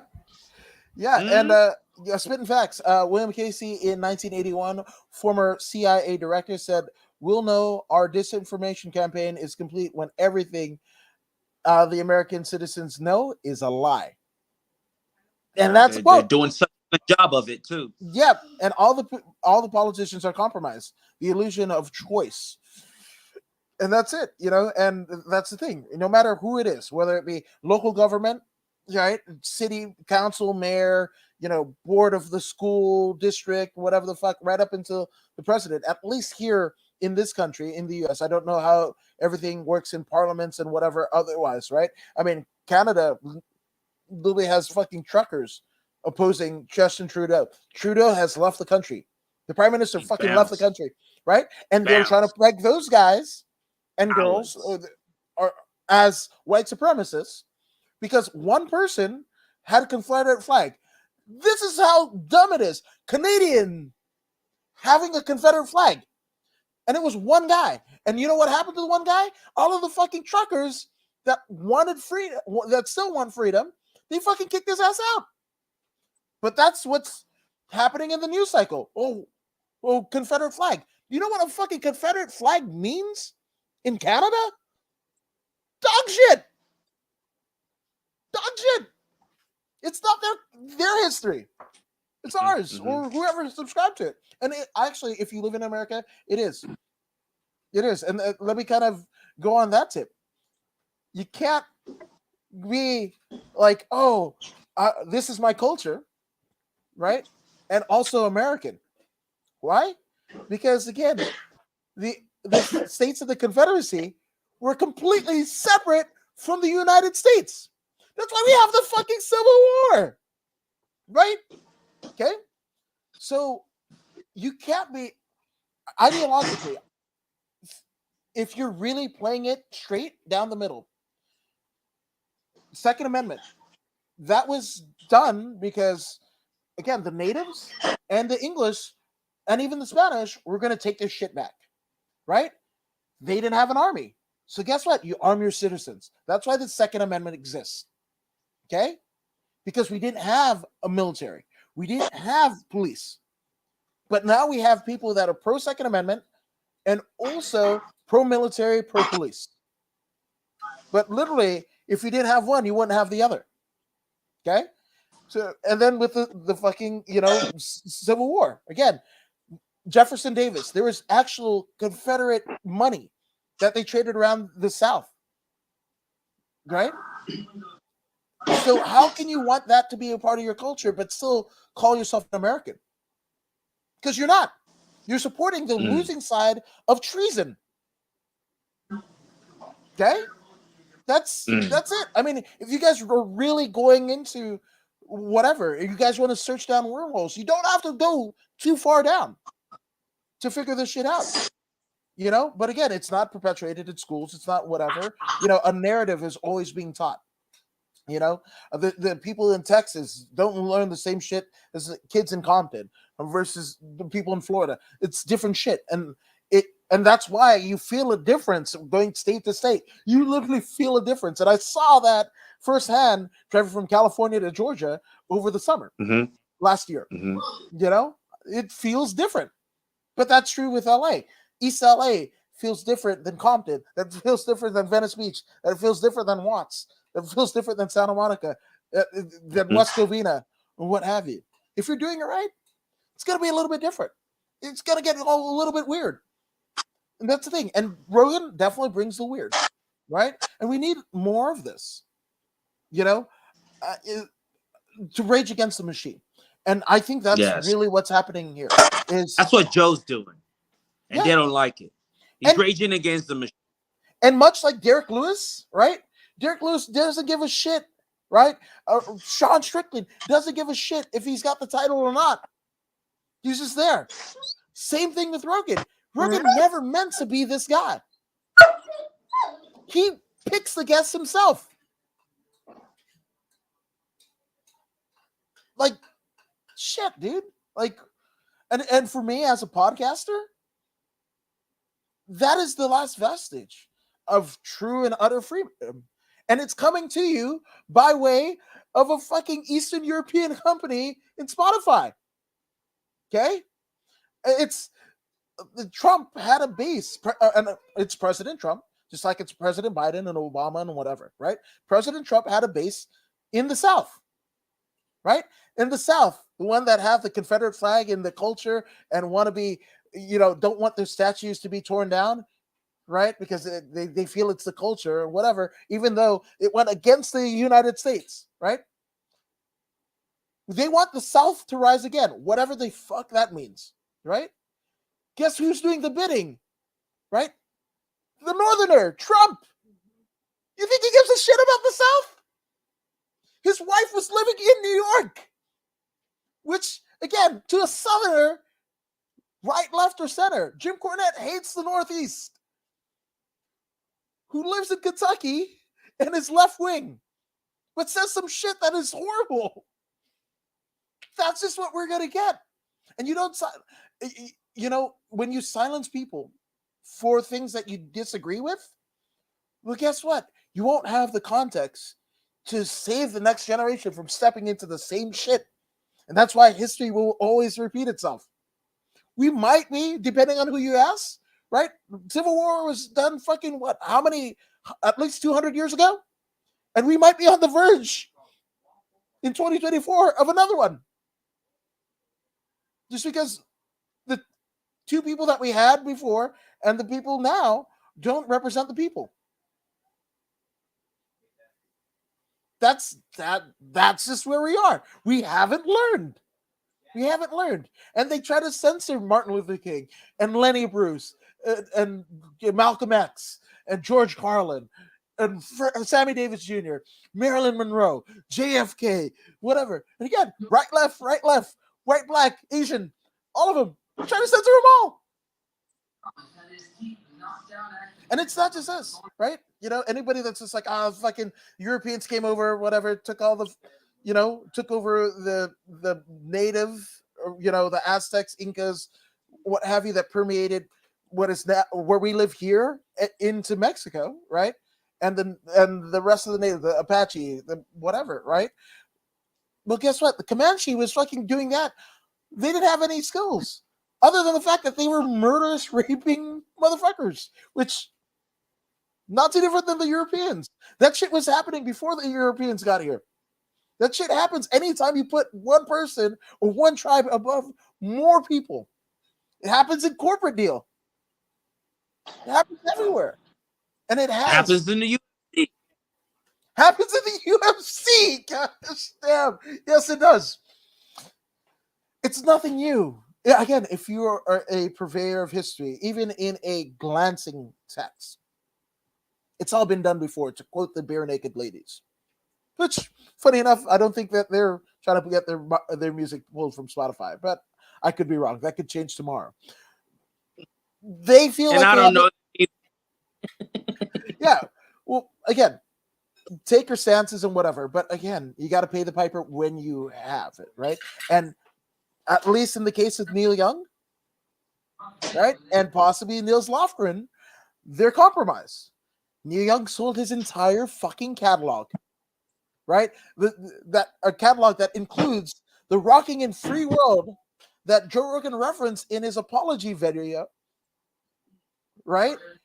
And he told the story that he was working a fucking, I think it was Great Woods in Boston, in Massachusetts, what have you, a concert venue, right? And Neil Young was playing, and they were starting fires, and he brought a fucking, you know, a hoodie so he can get the fuck out of Dodge if shit got squirrely, right? And he did that, and he was like, "Keep on rocking in the free world," sang it all the way home, right? Mm-hmm.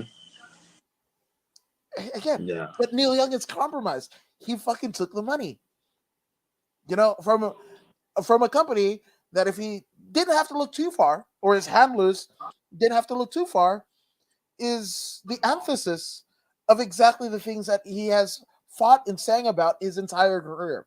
I mean, Neil Young, for my deal, badass. They wanted him to make a fucking rock and roll record, right? Because he went electric from acoustic. So you know what this motherfucker does? It's like, okay, I see your rock and roll record, and makes a fucking 50s era tinged rock and roll record. Not the fucking hair metal or whatever that was permeating the time. Not the grunge that was into the 80s and 90s and grunge and hair metals of the 80s. No, he made a fucking 1950s record. That's some fucking rock and roll shit. That's some fuck you shit. But he's become the man. In the sense that Johnny Rotten of the Sex Pistols, right? Fucking Nevermind the Bullocks and fucking, you know, I Am the Antichrist, right? But during COVID, when they were, you know, the homeless encampments were kind of surrounding his his fucking multi-million-dollar property in Venice Beach, he wanted them out. I thought you were punk rock, the personification of punk rock. Get a little money, shit changes. You know, put this episode in a time capsule. We might get canceled by whatever, like Theans and shit like that, or the robots. The robots will be programmed to, I don't know, zap it. I don't know, and that's why, I mean, shit, we might get canceled if We might tomorrow get you wake islands. yeah, if you wake up and you're a subscriber of Voodoo in the Woods and this episode is not here, you know why. And that's why we got to fucking tell it right now in real time. So again, We it's yeah. So again, everything is fluid. And again, and what Rogan wanted, especially after the last controversy, he began with the words "a teachable moment." He ended with "a teachable moment." He wants this to be a teachable moment. This is somebody who, not like, somebody who says some fucked up shit and now has to donate to Black Lives Matter. I don't know how Black Lives Matter, me personally, became started as a rallying cry, and it turned out to an organization where if somebody said some fucked up shit, they donate to. Huh? What? Same thing. Susan G. Komen and Wounded Warriors. There's expose. 70% of what you donate to those two organizations specifically, right? Unfortunately, goes to administrative costs, and only 30% goes to the actual people that they're supposed to represent. It's no different than politics. It's exactly politics. Dirty bastards. Again, just come on, guys. Like, Wait a minute. Isn't the Black Lives Matter folks being investigated for buying some property for $6.3 million? Yeah. Wasn't that money supposed to go to Amir Rice's parents and John Floyd and all these people? Yeah. Did they even see any George change Floyd, at all? Did they see anything? George Floyd? Did those people see anything from this Black Lives Matter group? Yeah. Yeah. And again, it's not just it's Trump basically hosting people in Washington at his private hotel and charging the U.S. government, which, if you theoretically do it right and are upside a citizen, you're supposed to pay your taxes. Look at Wesley Snipes, and they got his ass, right? And tax dollars are going to a private deal. Those girls that sang at all of the Trump rallies and shit like that, they got found out about them too, right? It's both. It's both. Again, to make it a left side, right side, whatever. It's not that. It's something deeper. It's to sow deceit amongst your fellow man, to give less faith and less candor to your fellow, less grace to your fellow man. To pick fights. You're this complexion, whatever. You went to this school, whatever. We're about to go into the Super Bowl. Do you think those fucking teams and the people who run them give a shit about us? It's just, yeah, it's, yep, the ultimate con. No, 100%. And this is where it is. In wrestling, it was like Canada versus US. There was no real fucking contention, right? It was just a storyline, what have you. But UCLA versus USC, Inglewood versus Compton, Florida versus California, Texas versus Florida, or take it down. Whether it be politics, whether it be you don't like sports, cool, but wherever you went to school for higher education, it has an adversary. Why? You guys are still gonna get reamed no lube for hundreds of thousands of dollars for a piece of paper that by the time you graduate ain't gonna be worth shit. Because again, that scenario that I was explaining to my son, that degree, you're going up against the people in your class and people with that same degree for 5, 10, 15, even more years before you and after you. And that's happening at every fucking higher educated degree issuing accredited university across the known land. And guess what? You end up with all that, whatever, flipping burgers, working retail, assuming that's still a retail in 4 years when you graduate from college, if you're graduating from high school now. Just saying. But what I know, I just talk shit on the internet. Hey, but in the end, man, you, without sin, go ahead and cast the first stone. That's all we're saying. Yeah. That's all we're saying. If you're so high and mighty, then go ahead and bust Joe Rogan's head with a stone, and no one will say anything to you. But you got to be honest with yourself. Look within yourself. Hmm? Hmm? Are you without sin? Hmm? How can you fault a man for something he did 11 years ago, in which he's already apologized? Hmm? Yeah. Is it what he said? Or is he embarking on something monumentous? Is he about to pull the wool over people's eyes, or remove the wool over people's eyes? Hmm? Is he on the verge of transparency and you are trying to stop that? Is that the real news here? Or is it what he said 11 years ago? This is the question. Yeah. And I mean, total disclosure. For me, as somebody who does this kind of to a lesser degree than Rogan does, but he is somebody I look to as charting these fucking sometimes unsavory and choppy fucking waters to be able to express yourself in a manner that you're not. I mean, when I first started doing interviews and whatever, I wanted to get on ESPN. I wanted to get on Fox Sports. I wanted to be the thing. I wanted to do the thing. No, not anymore, man. I again, doing your own thing. You know, kind of doing the things that you want to do. Rogan is the perfect votary of that. You know, again, after the fucking the controversial COVID episodes, he had a guy with like what more plates, more weights, or some shit like that, talking about fucking crossfitting and whatever the fuck. Like, if you take this shit seriously, Jesus Christ, man, like, is there no honor? It's I don't know, but I mean the lines have been blurred to an extent that in my lifetime at least, it's to almost a irreversible degree. I don't know. I don't know. I don't know what the fuck. He's done more to teach me about nutrition. He's done more to teach me about health and fitness. He's Mhm. done, than the government.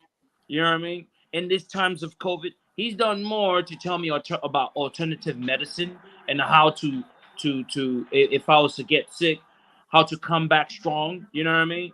What have they taught us but get the shot?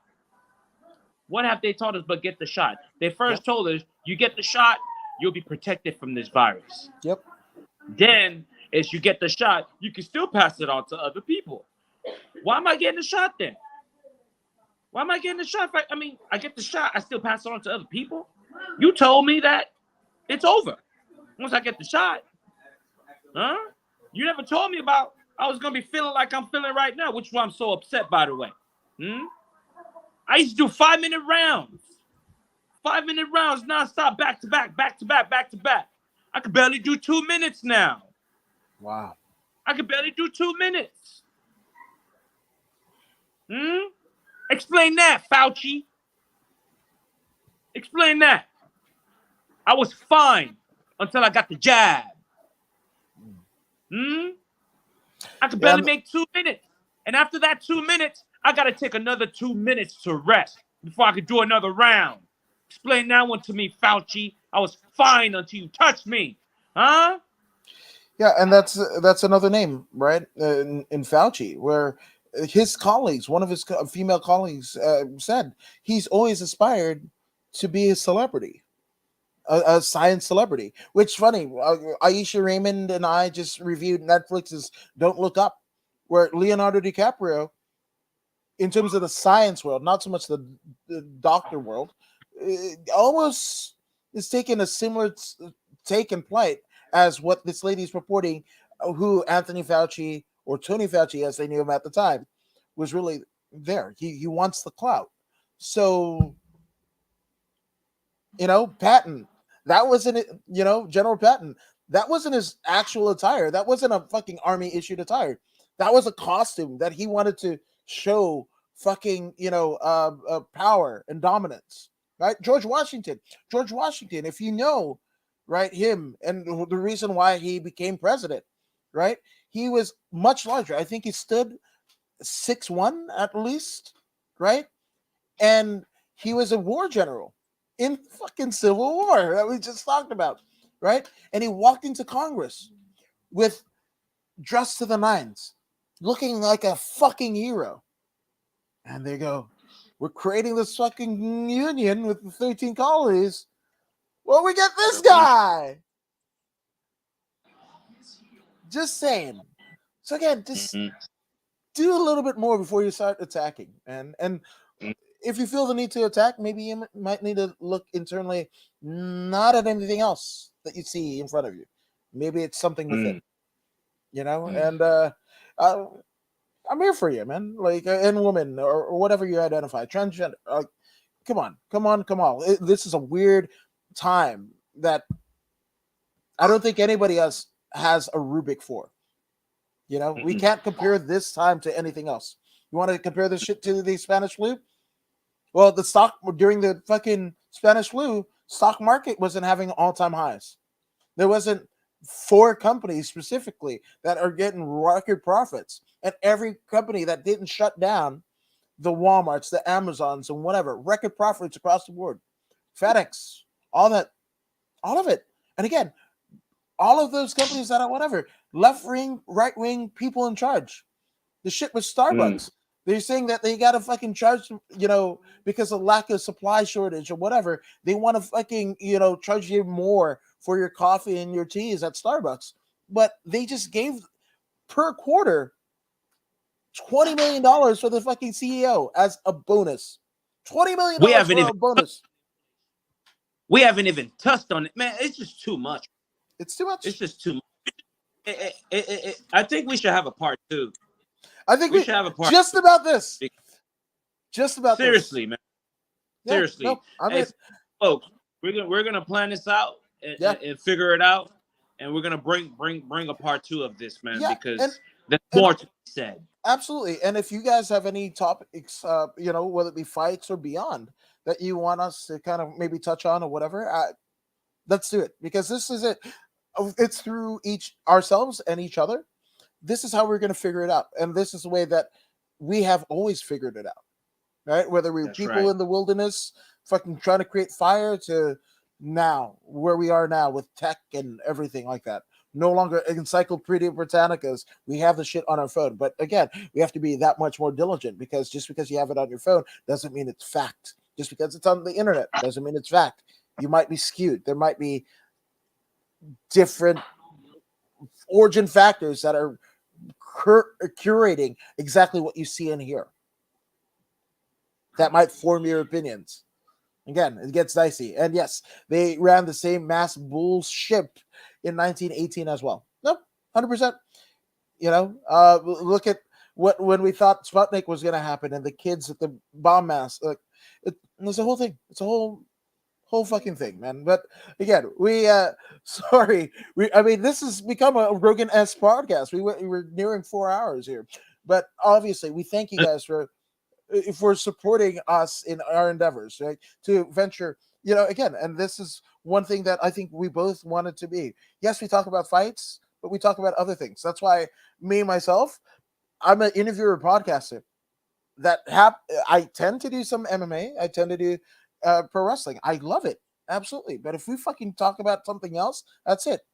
Don't want to be put in the box. It's the internet. It's wild, and it's a way to engage and have civil discourse, to even if we disagree. I disagree with you, you disagree with me, to do it civilly, and let's all be fucking friends about it, And yes, I love and appreciate you both tremendously, as we love and appreciate you, Job and Steve. And again, with that N-word deal, right?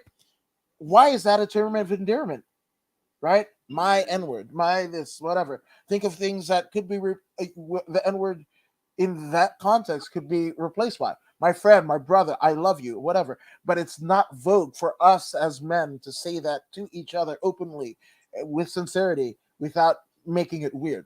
Maybe let's normalize that again and get away from the N-word. But also any racial epithet, because there's not, once a race and a culture of people have been lambasted and sometimes even killed, and the last thing that they hear before they meet their maker, if you believe in such a thing, is that word. Now you got to ask yourself whether it's ER or GA, is it worth it?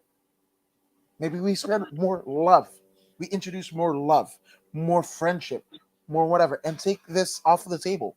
Rogan said it's so weird, right? And that was part of the context. So weird that that one word is good for one, group of people and no one else, especially people of Anglo descent. Okay, that's it. Well, fuck it. Let's take out all of it. The things that racial epithets of Asians and Middle Easterns post 9/11, and there's so much, so much, so much. But it starts here. It starts with you. It starts with you. And we're open for discourse and to engage in that discourse. Voodoo, where can they find you on social media? Definitely on Instagram, Facebook, Twitter, No, I don't do Twitch. Snapchat, Twitter. Did I mention Twitter? YouTube, Voodoo Maximus, all day, every day.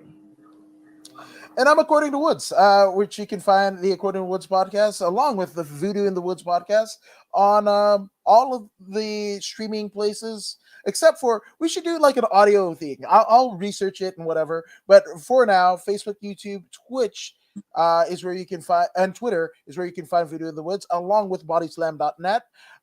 We might bring that to the Grappling Network as well. So go ahead and check out the Grappling Network, bodyslam.net, and all their social media pages, along with the Voodoo in the Woods YouTube and Facebook pages, along with all of the According to Woods social media pages.